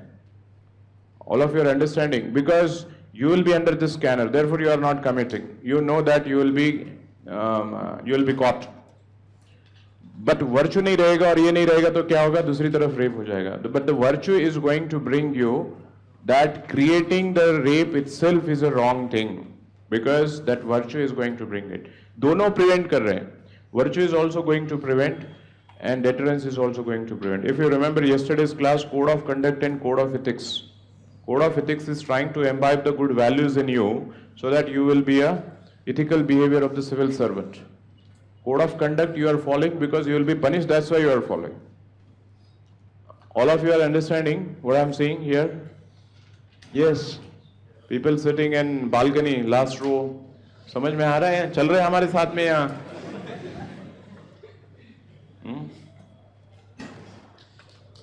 Yes. So see here, in case of this terror and fear. Now write the next theory, that is the theory of compensatory justice. Compensatory justice. करीब करीब single देखा है क्या? वैसे लग रहा है पीछे के लोगों का. करीब से करीब सिंगल पता नहीं है तो नहीं पता है तो अच्छा है. मतलब you are working more hard for civil service preparation. Yes, लिखिए compensatory justice. See, case studies में क्या है कि आपको जब लिखा कोई भी क्राइम या आपको सजेशंस पूछे जाएंगे, so everybody is going to write on the crime. उसमें भी लोग पनिशमेंट के ऊपर ज्यादा फोकस करेंगे. यहाँ पे आपको रिफॉर्मेशन के ऊपर भी देना है. Plus everybody will forget the victim. So in fact you should start by the compensation. Compensatory justice is compensating the victim. Okay, so right, what is a compensatory justice? Compensatory justice involves compensation of victim. Compensation of victim through different means or interventions. Through different means and interventions. Simplest one, it can be a financial compensation. Financial compensation. It can be a livelihood, like providing the job. Providing a job, because in many cases maybe the breadwinner of the family is being targeted, okay, lost life. See, the thing is what modus operandi you are going to write and what is the design is not important. The examiner is just going to see, do you have touched upon the compensatory aspects or not. Mostly we have seen that जो below poverty line और unprivileged section होते हैं, उनके पास एक बार crime हो गया, we take a sigh of relief that after the punishing the person, But in most of the cases, it really does not matter for that particular victim whether he has been punished or not. Punishment is particularly more important for the society because it is going to prevent any such thing in the future. It creates a deterrence that he has made the commitment. But that particular, if the breadwinner of the family has lost his life, and even these cases will come after say 15 years, 20 years, criminal justice system, okay, is it very, very slow. So that because, in fact, there was this Salman Khan case, and the reporter was asking to the victim, okay, victim, obviously he has run on the pavement, and those people who have lost their life, उनके near and dear one से पूछ रहे थे जब Supreme Court का final verdict आने वाला था. How do you see this thing? Like tomorrow, the verdict on the Salman Khan is coming out, and how do you see? They say that it does not. मतलब उनके लिए कोई लेना देना नहीं है. The only statement he says that for last 10 years we have been facing such a crisis because the only breadwinner of the family has lost a life. We haven't got a single penny till date. The court has promised that we haven't got. People have promised that we haven't got. And therefore our life has been out of the gear since last a decade. So even if you give them something and not give them something, it is simply immaterial for us. Yes, we are not saying it is not important. It is important because that's also victim के लिए एक रहता है कि sigh of relief. Okay, particularly in case of criminal murder and these cases. This is a not amounting to murder wala रहता, accidental cases. But in other cases, so it becomes all the more important. So compensation, particularly in case of mass atrocities, जैसे cases रहते communal conflicts में victims हैं, disasters में victims हैं, or any mass atrocity that has happened. So ये जो government declare करती है, तो आपको भी एक बोलना चाहिए कि that is we need to take care of the support or any sort of the compensation that is to be provided with the victims. So that, and communal sensitive में तो और ज़्यादा important है, otherwise these victims became the soft targets for the radical elements. They will try to indoctrinate them. They'll try to say that, look, this is the injustice that is happening to you, and the state is nowhere putting in attention to you. So this became the soft targets. In fact, this is what is happening.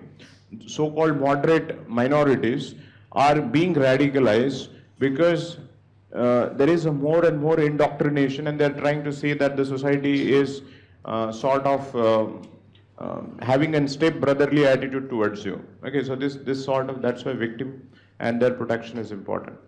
Understood? Compensatory justice. So this is all part of the justice you should remember. Retribution, reformation, deterrence, and compensation. And virtue also. Virtue in the long term. Virtue में डालते समय आपको socialization लेके आना है. That is virtues. From where the virtues come? Socialization, society, from the school to the. तो ये एक part हो गया आपका criminal वाला. Okay, is it fine? So we are going to do the distributive justice. Okay, distribution of the resources. We'll do after a break. Okay, so take a break of 5 minutes. We'll do it. Yes, let's discuss now on distributive justice. Distributive justice, that is part of socio-economic justice, otherwise they are called socio-economic justice.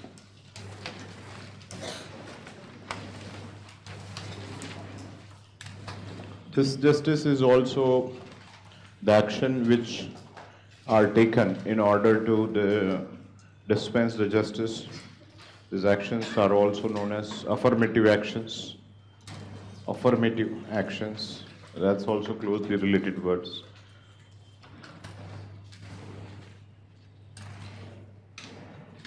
I'll discuss this affirmative action later also, just right. Now, this important principles, that resources distribution. How the resources are distributed in the society, that's also a very fundamental question for the state, because state has a limited resources, and how this limited resources should be distributed in the society, and what should be the just principles. What should be the just principles? Just principle that should be followed for distribution of resources.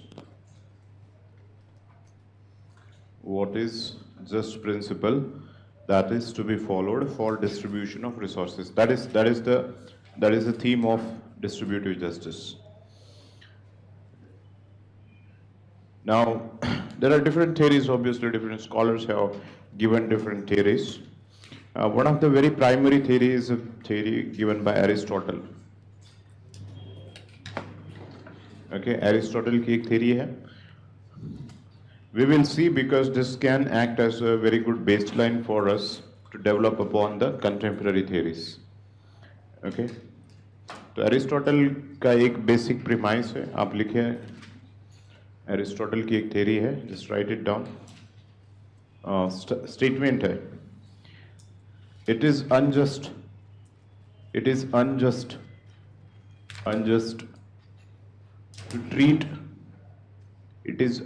to treat equals unequally. It is unjust to treat equals unequally, and it is unjust to treat unequals equally. I'll repeat. Okay. It is unjust to treat equals unequally, and it is also unjust to treat unequals equally. ये इन्होंने statement दिया था, इसको थोड़ा सा affirmative वे में लिखिए. Equal should be treated equally and unequal should be treated unequally. Negation of negation is affirmation.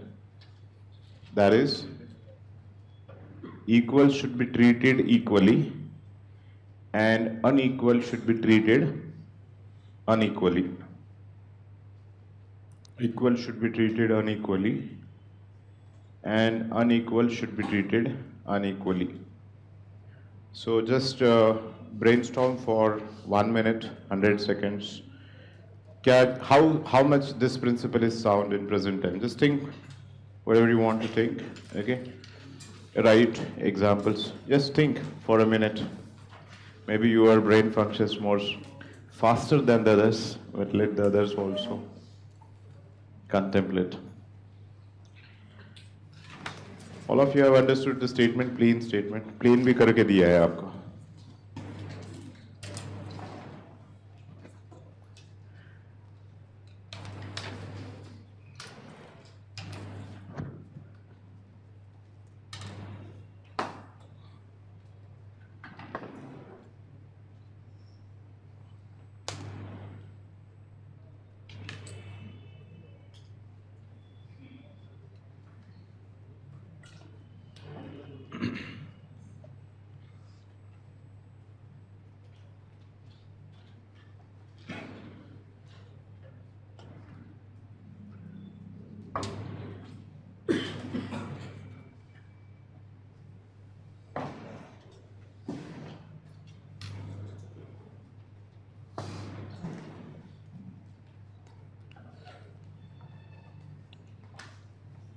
Are you done?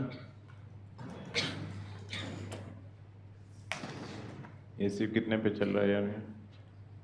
25 पे है, फिर फैन चल 25 कर दो. 25 रूम टेम्परेचर, इतना तो ठंड नहीं लगेगी. 25 अराउंड मेकिंग है 18, 6 something of that.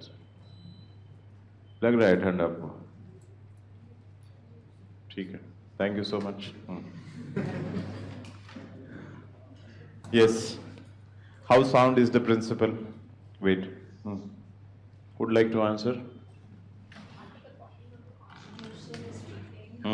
Treating what? बताइए आगे.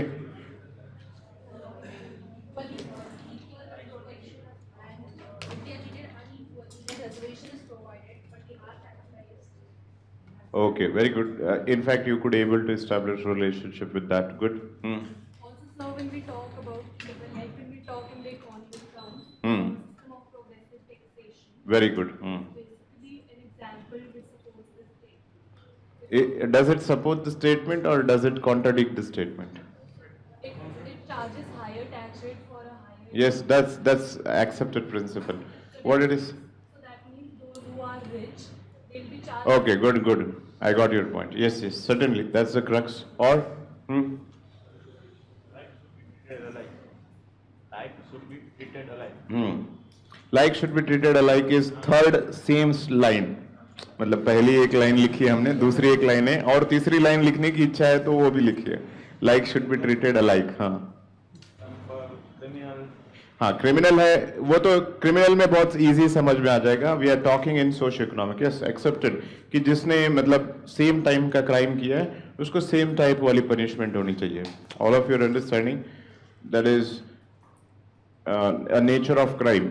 जैसे फ्रिवलस क्राइम है, छोटे मोटे, और कोई छोटा क्राइम है और एक टेररिज्म का क्राइम है, it should be treated unequally. Okay, yes, certainly. In socio-economic aspect, affirmative action should be there.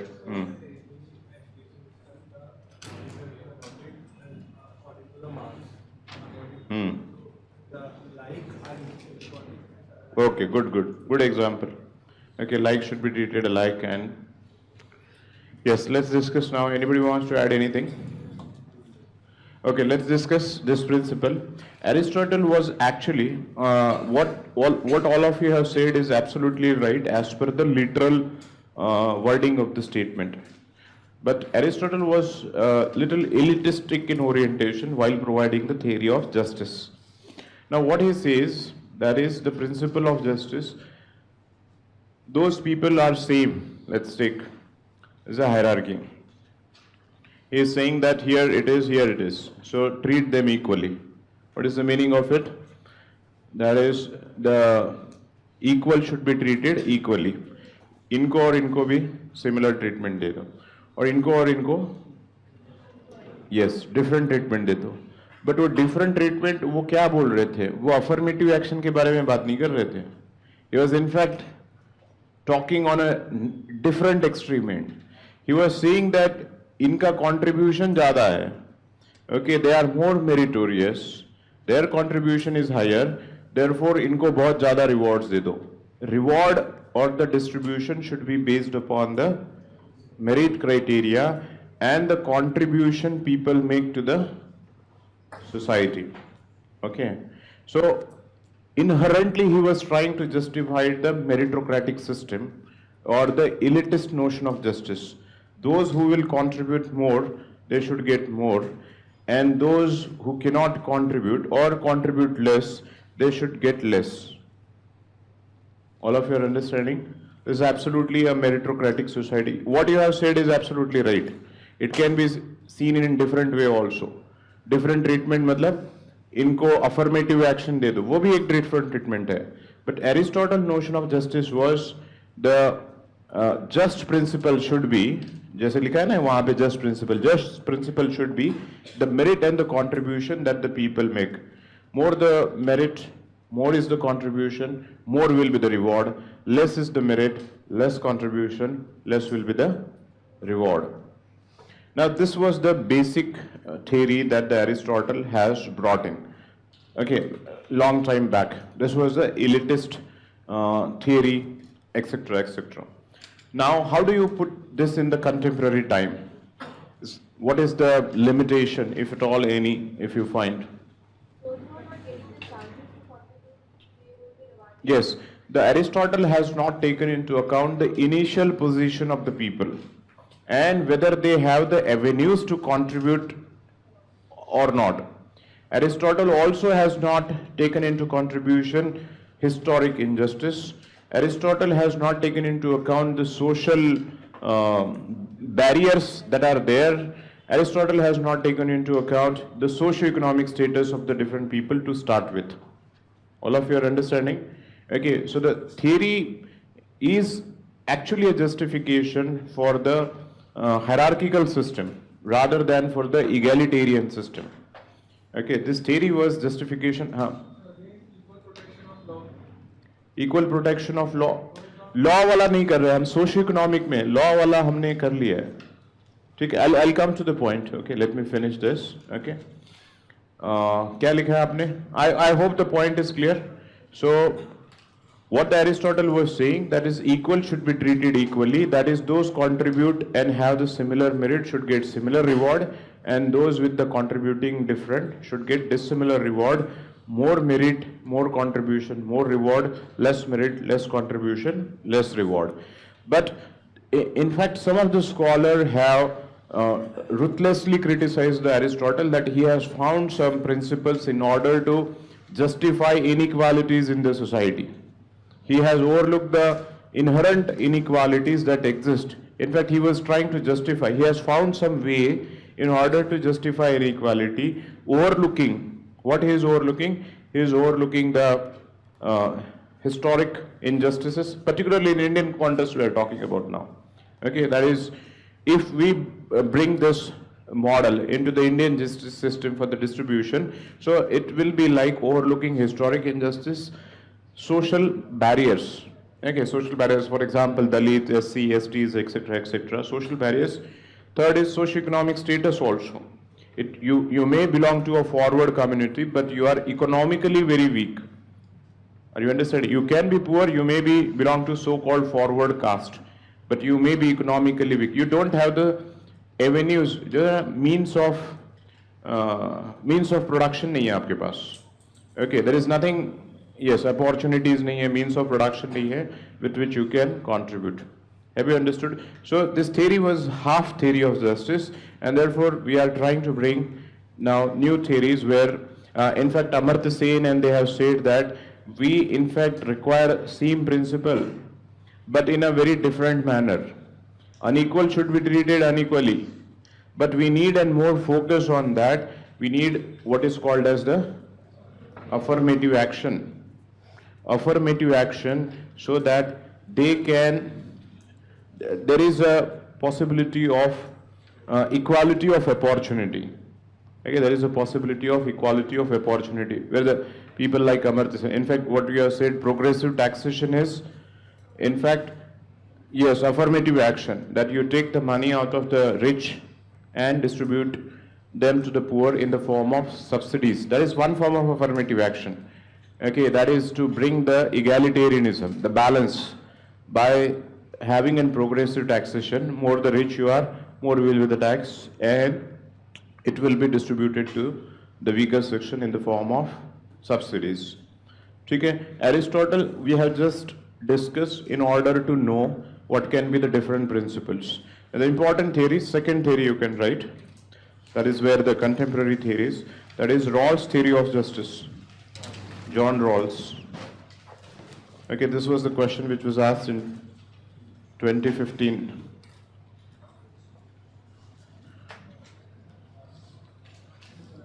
John Rawls, theory of justice. This one question which has created a lot of havoc, कि UPSC कुछ भी पूछने लग गया है, ये वो, etc. Okay. Because earlier those who cleared the people, they have said that you need not have to study anything. Okay, but और फिर UPSC ने एकदम John Rawls पूछ लिया. So ऐसा नहीं था. Justice distribution, justice in contemporary times start with the John Rawls theory. Okay, और ऐसा नहीं कि हम अभी पढ़ा रहे हैं, मतलब ये भी since last 3-4 years we have been taking on, and on that day also I was taking the class and simultaneously the paper was there, and John Rawls ही पढ़ा रहे थे उस दिन. मतलब it was mere a coincidence. तो John Rawls बहुत ऐसे नहीं है कि out of the way जाके पूछा हुआ है. Okay, remember these things. You should not create in fear, because contemporary theory of justice of distribution starts with John Rawls. That's a very basic premise. Understood? So let's see that why the John Rawls theory is so important and why it is taken as a starting point in the present times.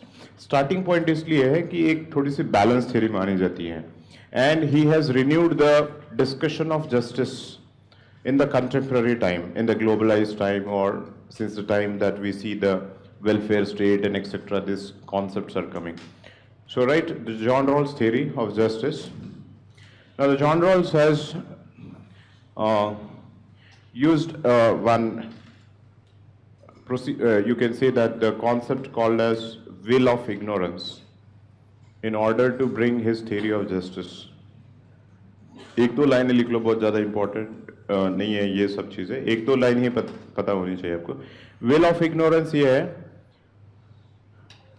First of all, understand what is will of ignorance and why he has brought in the theory of justice. Will of ignorance is a thing where the people are gathered together, okay, in order to decide what should be the just principle for the society. And none of them know who they are in the society. Okay, he is calling this position as a will of ignorance. Remember, this is very important, that these people have gathered together, but they do not know whether they are rich or poor. They do not know whether they come to the forward community or the Dalit. They do not know whether they are male and female or whatever the thing is. So since they don't know, so everybody will be worried about their position कि मैं rich होगा. अगर ये पता होगा तो आपकी जो theory of justice होगी वो biased रहेगी. Rich people is going to then वो progressive taxation के ऊपर तो बात ही नहीं करेंगे. ठीक है? If they are rich, that might happen, and they will have a so-called laissez-faire sort of system where there is no absolute state intervention. Right to property को बहुत high regard दिया जाएगा. या फिर यही एक affirmative action वाले लोग होंगे तो फिर क्या हो जाएगा? Everything is related with the affirmative action and subsidy and etc. etc. But none of them know what is their position, what is going to be their position. He created this concept because in order to say that any human mind, without knowing his position, can think of certain principles, and that principle is going to be the core principles for any human life, for the principles of justice. All of you are understanding what is the significance of will of ignorance. Will of ignorance is, I do not know who I would be, rich and poor. Therefore, I am going to take all the possibilities into consideration, and I am going to also create कि मैं worst में क्या हो सकता हूँ वो मैं सोचूंगा. What if I would be the poorest of poor? Therefore, I am also going to make some sort of arrangement for poor people also. Who knows that I will fall into that particular category. So this will of ignorance is, that is, people are ignorant about their position. This is original position. You can write in one line just. Will of ignorance. Will of ignorance is a situation wherein people do not know, people do not have any idea, people do not have any idea about their position in the society, about their position in society, whether they are rich or poor, whether they are strong or weak, etc. Whether they are rich or poor, whether they are strong or weak, etc. etc. This position is called original position. This position is called original position. This position is called original position. Okay, from this original position,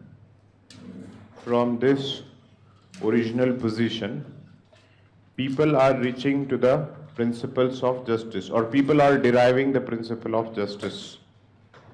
People are, from this original position, people are deriving the principle of justice, which can be acceptable to all. People are deriving principle of justice that are acceptable to all. Acceptable to all. Understood? So this is just the original position. We haven't talked about what are the principles. Now he has given that in this original position, these people can think of following principles. So you can write the principles of justice. Principle of justice that are going to emerge. Principles of justice that will emerge after the deliberation in the original position. So principle of justice, the first principle, he is saying that liberty. Everybody likes the freedom. That is liberty for all, or liberty para, for every single individual. Freedom is priceless, everybody likes the freedom. That is liberty for all, or liberty for every single individual. Freedom is priceless, everybody likes the freedom. Freedom is priceless, everybody likes the freedom. Freedom is priceless, everybody likes the freedom. Freedom is priceless, everybody likes the freedom. Freedom is priceless, everybody likes the freedom. Freedom is priceless, everybody likes the freedom. would want in liberty, whether it is the rich, poor, etc., etc. So first, the preference. Is there another scholar for the liberty? Yes, we have discussed. J.S. Mill, yes. In fact, he was highly inspired by the J.S. Mill. Okay, one of the precursor for his theory was John Stuart Mill. He himself was very inspired.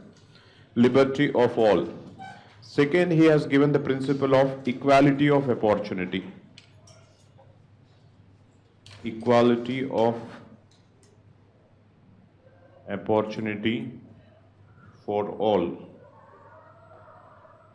Equality of opportunity for all.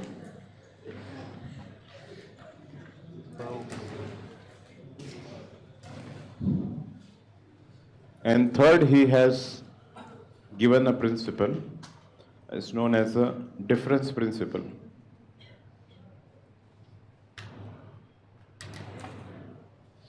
Difference principle. Difference principle.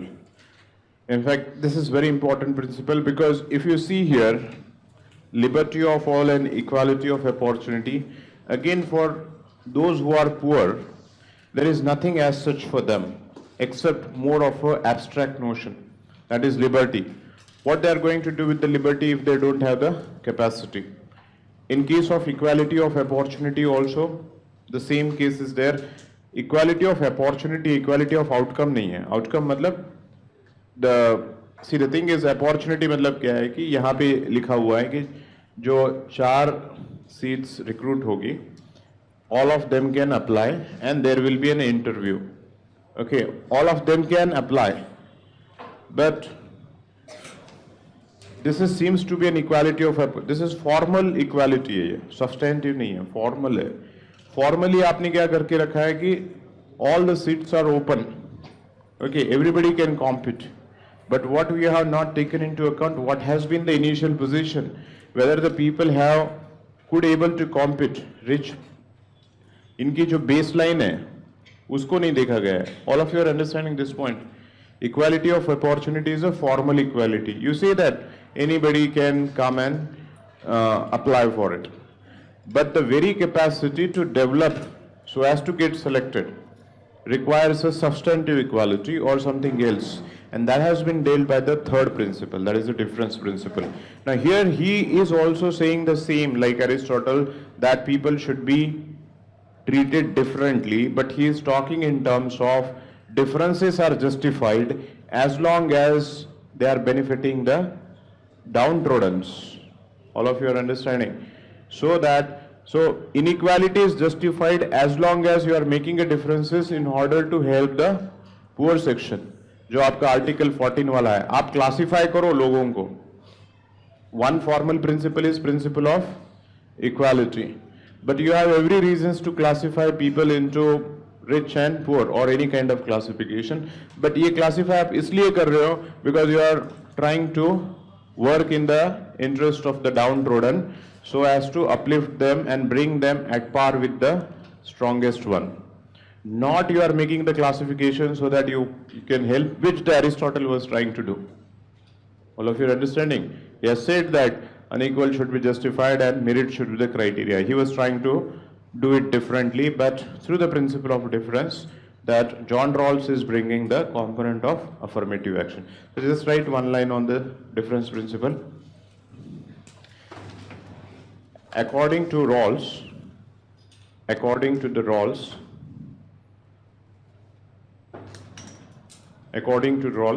differentiation of the people in the society is justified. Differentiation of the people in the society. Differentiation of the people of the society is justified as long as such differentiation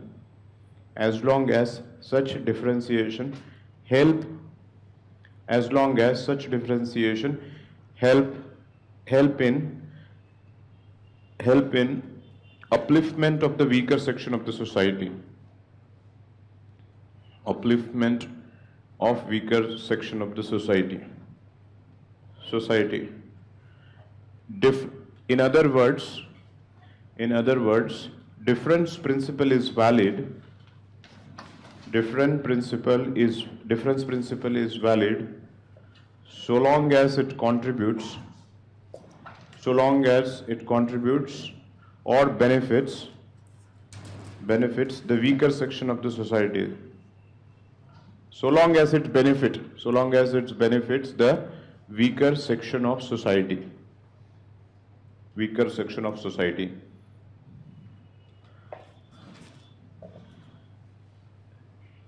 This way, John Rawls has created the scope for. This way, John Rawls has created the scope for intervention of state. This way, John Rawls has created the scope for intervention of state to remove inequalities in the society.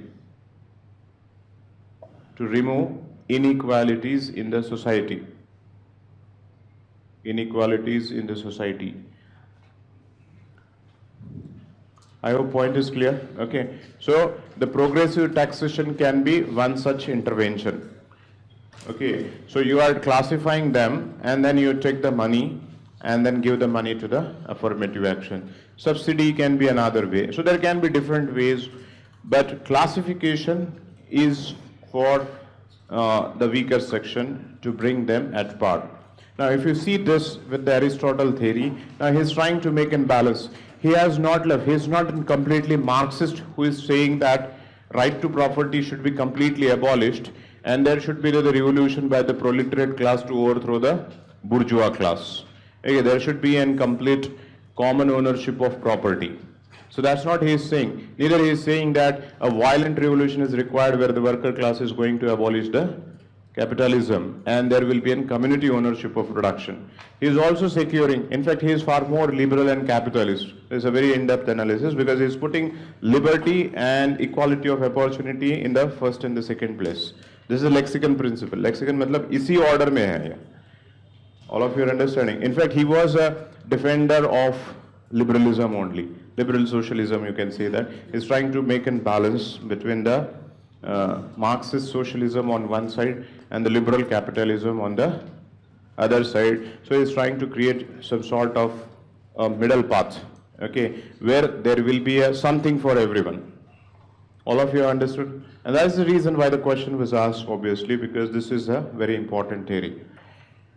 All of you have understood John Rawls' theory and the original position. Original position, he was trying to say that this is unbiased theory.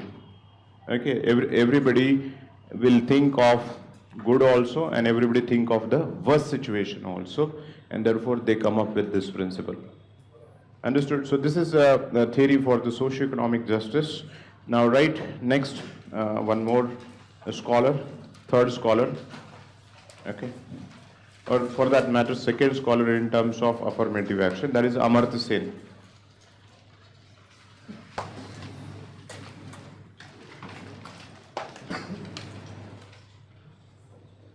Okay, Amartya Sen. So Amartya Sen is also a very important contemporary propounder for the socio-economic justice and affirmative action. Okay. Now according to Amartya Sen, in fact Amartya Sen is taking this theory to the forward, that is affirmative action, and mostly क्या होता है कि affirmative action got reduced into distribution of subsidies. Okay, that is a welfare approach, resource distribution.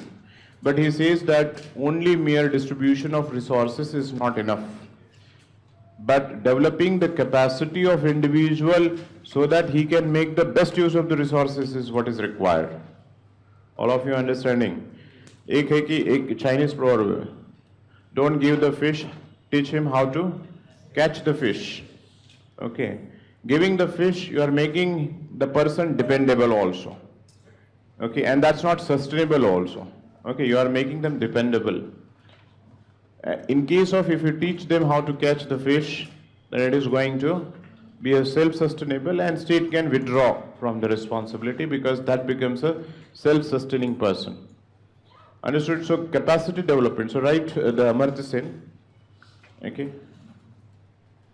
Amartya Sen has given the theory of justice. Theory of justice, wherein he has focused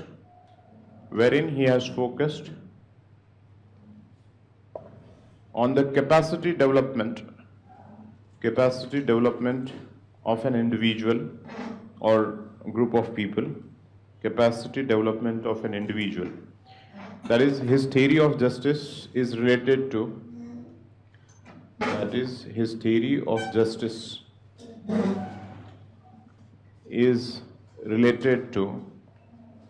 developing the capacity of an individual, developing the capacity or empowering the people, developing the capacity and empowering the people. Now, in fact, interestingly, he has related this capacity with the freedom also. Okay, so he has related capacity with the freedom, and he is something called as real freedom. So think for a while, how he has related with the freedom. A beggar is there, okay, and he has given the freedom. जैसे freedom या liberty के दो प्रकार है, negative liberty and the positive liberty. What is the negative liberty? That is, state should not intervene into the personal affair, or state should not make into the interference in the economics, personal affairs. There is no intervention. This is called as laissez-faire state. Okay, state should not intervene, and state should give the full liberty. Positive state क्या है? Positive liberty, that state should make an interventions to carry out the welfare programs. Now, Amartya Sen says, what is the use of the freedom for the beggar? Even if the state is not intervening, there is no use of the freedom, because he will not have a capacity to enjoy his freedom. Freedom of doing nahi hai. Okay, he don't have capacity. State is not intervening. In fact, it is more harmful for him. He does not have the. So he relates the why state should intervene in the capacity building, because this capacity will contribute for the real freedom, that he will develop a power, or he will get empowered, or the capacity to do what he wishes to do in life. Otherwise, the freedom will have no significance without capacity. So, ये तीनों word related है अमर्त्य सेन के लिए. What is justice? Justice is nothing but capacity development, and capacity development is to bring the real freedom.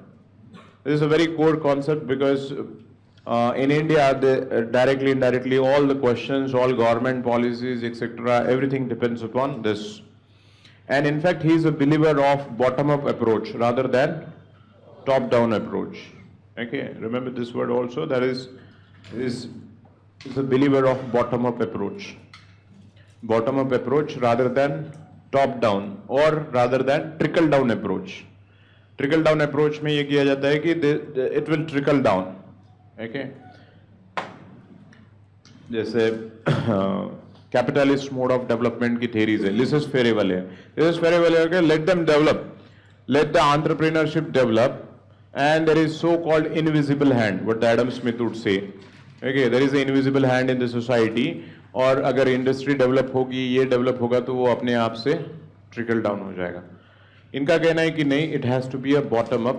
Let's first develop them. They will also develop because the purchasing power will increase, and therefore state should intervene into the social infrastructure, that is health, education, and employment, skill development, etc. So ये तो इनकी philosophy हो गई. Justice होना चाहिए, capacity होना चाहिए, real freedom आ जाएगा, बॉटम अप हो जाएगा.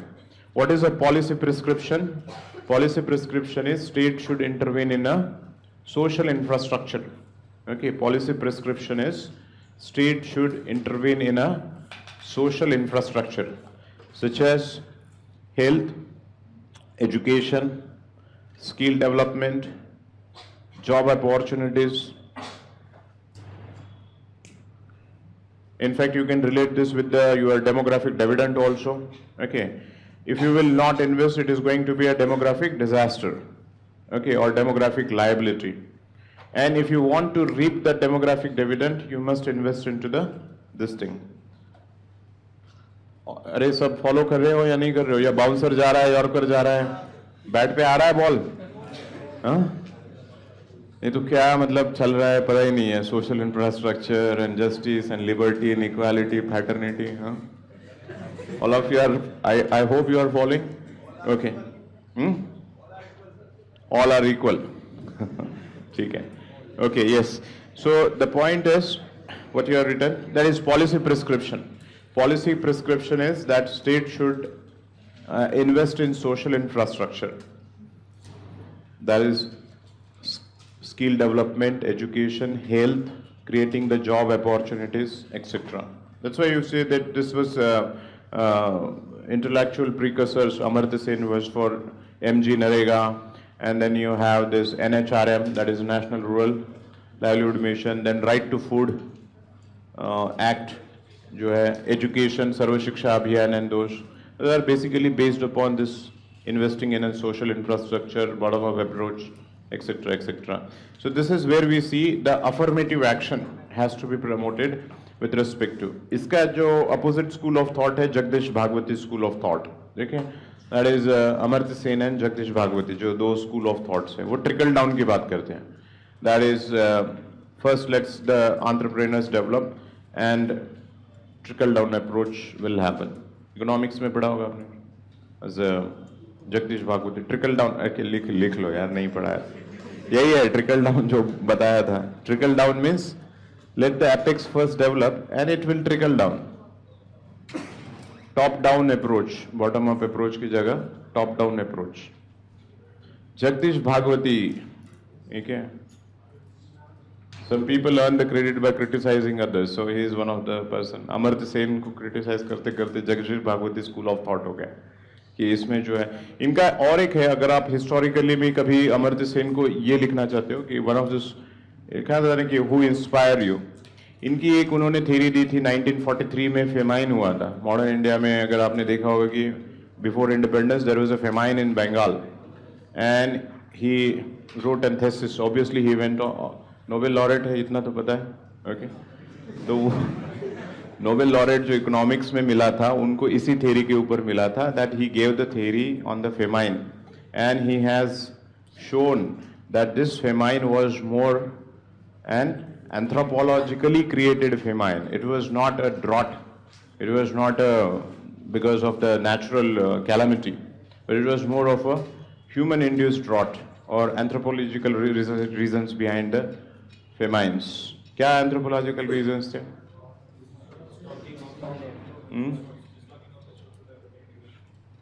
Stocking of resources, diverting the resources. Have you heard of this term scorched earth policy? What is a scorched earth policy? Well, interesting है. War अगर आप जानते हैं तो war.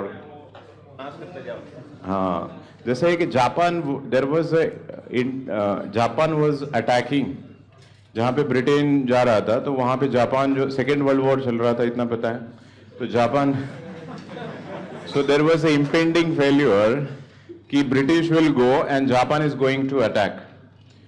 Okay, so Axis power and this power, so they were fighting among each other. So Britain was very fearful of Japan is going to open the front on the northeast, and they are trying to come inside. So what they started doing, scorched earth policy मतलब क्या रहती है कि उन enemy आने के लिए उनके सड़क रहेंगे, खाना पीना मतलब वो भी रहेगा ना, तो उसको सबको नष्ट कर दो ताकि वो एनिमी एंटर ही ना कर पाए. All of you are understanding? Scorched earth policy बोलते हैं जिसको, SCORCHED, scorched earth policy. आपके स्पेक्ट्रम में एक वर्ड दिया हुआ है, एक्सप्लेन नहीं किया है लेकिन है वर्ड कि हाँ रीजंस फॉर, यस, हाँ यस, उसमें भी है, पानीपत में भी है, और it is in the quit India movement also. तो स्कॉर्च्ड अर्थ पॉलिसी फेमाइन के लिए उन्होंने क्या किया था, ये एक इम्प्लीमेंट किया था. सिख वहां पे कौन थे? विंस्टन चर्चिल थे. Winston Churchill was also trying to divert this resources for the British army. तो ब्रिटिश आर्मी के लिए उन्होंने वो किया था. तो ऐसा नहीं था कि फूड की कमी थी. So that's also where we see that the Amartya Sen has given this particular theory that is anthropological. So he is bringing the humanistic elements in the economics. That is where we see the welfare model. Very important. I think in 2016 में GS में आपको question पूछा हुआ है. That is paper 2. What do you understand by the Amartya Sen's policy of justice, and give this policy prescription? How far it is relevant in the Indian context? They are very relevant because if you see the sustainable development goals, itna bhi hai, poverty, hunger, education, health, we are number 1. Okay, we are there. Okay. So India cannot be superpower and super poor simultaneously. That cannot happen. Okay. So that's why it is relevant that we have to focus upon this section of the society also. Anyway, so that's about your distribution of resources and the theories of Amartya Sen and the John Rawls. You must remember the Aristotle also as in another viewpoint, and what was the lacking in his theory and how it has been overcome by the John Rawls theory and this theory. The other theory, obviously, we have talked, that is trickle down. But trickle down is not taken as socio-economic justice in it. अच्छा, एक है, यही theory एक person use करता है, Robin Hood. Okay.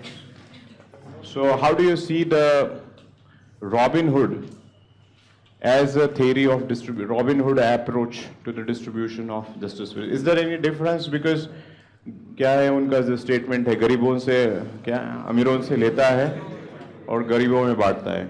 So what the Robin Hood is doing is essentially the same as the state. How do you what are the ethical issues with respect to the Robin Hood's approach? If the question is asked, Yes, very good. We have just now discussed 2 theories, consequential ethics and deontological ethics. So the end of Robin Hood is fully justified because he is trying to create an egalitarian society. He is trying to reduce the gap in between the rich and the poor. But what about the means? The means he is approaching is a theft, coercion, deception, fraud, extortion, all extra constitutional and illegal methods he is adopting in order to bring the justice in the system. State is exactly doing the same but through the legitimate means. The progressive taxation is the legitimate means through which they are trying to collect the money out of the rich and they are distributing the poor. So-called legitimacy because state is making it, but the rich don't find there is a so-called state has a legitimacy. There are scholars, उसमें भी बहुत सारे ruthless scholars हैं, capitalists को justify करने वाले. Frederick Hayek and this, they say taxation is a slavery. That it is my sweat, it is my work, and how can somebody take my sweat and work? They say that the taxation is a slavery. तो उधर भी, लेकिन वो thought में मत जाइए, फिर पूरा उल्टा हो जाएगा फिर, ठीक है? अमर्त्य सेन ने वो वैसे भी inherent रहता है तो वो रहेगा ही, उसको थोड़ा सा दबा दो, ठीक है? That is virtues and vices. Let your more virtues bring, and let your vices be dormant at least for a while till you write the exam. Okay, so as to fetch more marks. Understood? So should we stop here or एक question discuss कर? नहीं stop नहीं है, मतलब class stop है, assignment का एक question ले लेते हैं. एक अभी है ना 6 minutes. Sir, कौन सा question है? Yes, tell me which question is. Yes, one was the question with regard to the Immanuel Kant. I think we have discussed. Just the thing is, you have to give and plenty of examples in the contemporary time. Okay, that is from the prostitution, child labor, manual scavenging, clinical trials, and in fact, how the man has become a means and product has become the end. How he is losing his alienation. Can surrogacy be taken as an example? Forced surrogacy. Okay. What is the status of surrogacy in India? Altruistic surrogacy is there, and commercial surrogacy is not there. How many of you think that the present surrogacy is an altruistic surrogacy? What is an altruism?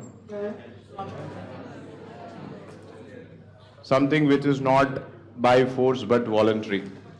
Okay. Now, so-called altruistic surrogacy is being termed because you do not give the woman finances. पैसे नहीं देते हो.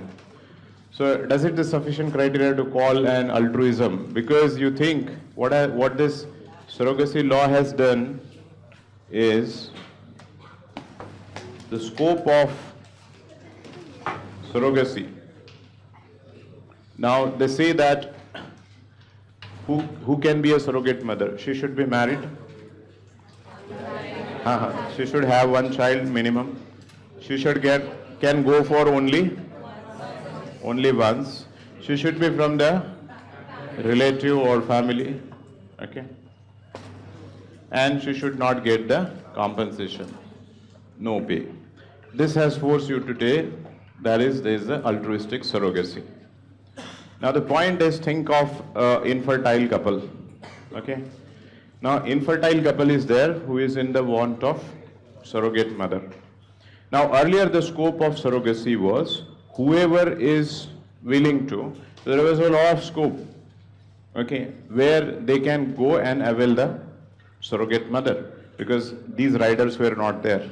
Now the first rider here is relative and the family. Okay? Now you have to find someone within the relatives. Now because this family wants a kid, and of course there is no scope, but in your family, so somebody has to be ready, or किसी को तो prepare करना पड़ेगा, so as to get the thing. Now this is we are calling altruism. Okay. In fact, it is more of force because you are now restricting, because किसी को ना किसी को तैयार होना है. Second thing, think of a danger of social chaos that is going to happen. Family है, mother यहीं का मतलब इनका ये रखेंगे throughout the pregnancy. The boy will be delivered, girl will be delivered. और ये family members है, throughout the lifetime, this son is going to have two mothers. A surrogate mother will be in front of him or her, and the biological mother will be there in front of her. The mother is continue to look to that child. नहीं, ये emotional disturbances हैं. When ये कुछ ऐसा मतलब क्या video game लग रहा है कि आपको ये डाला वो निकला बाहर हो गया, ऐसा नहीं है. When a mother carries a baby for 9 months, there is an emotional attachment. In fact, many of the cases it has been found that the mother says that मुझे पैसे नहीं चाहिए, I will keep this surrogate mother, because there is so much of emotional connection. Now the mother is continue to have that feeling for the son. Son is going to continue to see कि कौन सी mother को मतलब biological mother ऐसी है और yes वहाँ पे क्या इन दोनों ladies है वहाँ पे उनका वो है. So it is going to create a lot of problem. And so-called altruism is not going to be the altruism, it is more of a force. All of you are understanding? तो केवल altruism जो आप term कर रहे हो कि पैसे नहीं दे रहे हो वो altruism नहीं रहता है. Altruism is somebody who come completely voluntarily forward and to give the consent. Second thing is, it's more about where we see that there is a problem in the society, that is, yes, because of the surrogacy, the tribal exploitation was happening. That's for sure. And there was exploitation which was happening to the, obviously the downtrodden women. But the thing is, something which you cannot regulate, you should not come up with some solution that becomes counterproductive. Because you can think of infertile couple also. Okay, having a baby, okay, of biological baby of your own in a country like India is very important, because infertility is a very, very big stigma. Okay, and not just about the stigma, it's also an emotional aspect. If the technology has provided the solution, banning the complete technology is not the solution. Regulating the misuse of the technology is the way forward rather than banning it completely. ठीक है, PCPNDT से आपका ultrasound से अगर आप if you are seeing the sex of the child, so sex of the child can be, can you ban the ultrasound completely? It's like banning the ultrasound completely. You have to find out there are genetical abnormalities which can be found through the technology. So that's the thing. So-called altruism is इतना altruism नहीं है वो. ठीक है, there are certain other parameters within the surrogacy also. So yes, surrogacy to that extent, or आप देखिए Australia में वगैरह फिलेंथ्रोपिक सरोगेसी है, यहाँ पे it was what was required is a more of a regulation. In fact, what was required was more of a care of the mother and the child who is going to the. ये theoretically ऐसे बनाया, ये available ही नहीं होगा. It's more of a ban. ये जो आपको लग रहा है ना relative married ले लो पहले, फिर उसका एक बच्चा रहेगा, फिर only once ही रहेंगे, फिर relative की family से आ जाएंगे, फिर NRI वाले नहीं रहेंगे, इनकी infertility, इनका 5 साल, इनका certification, इतने सारे riders है, it's almost okay banned वाला thing है. Okay, so anyway, so that was the point. So ये आपको examples लिखने हैं, that is dignity वाले में case में. Yes, you have to write the forced word whenever you are writing that the individual thing.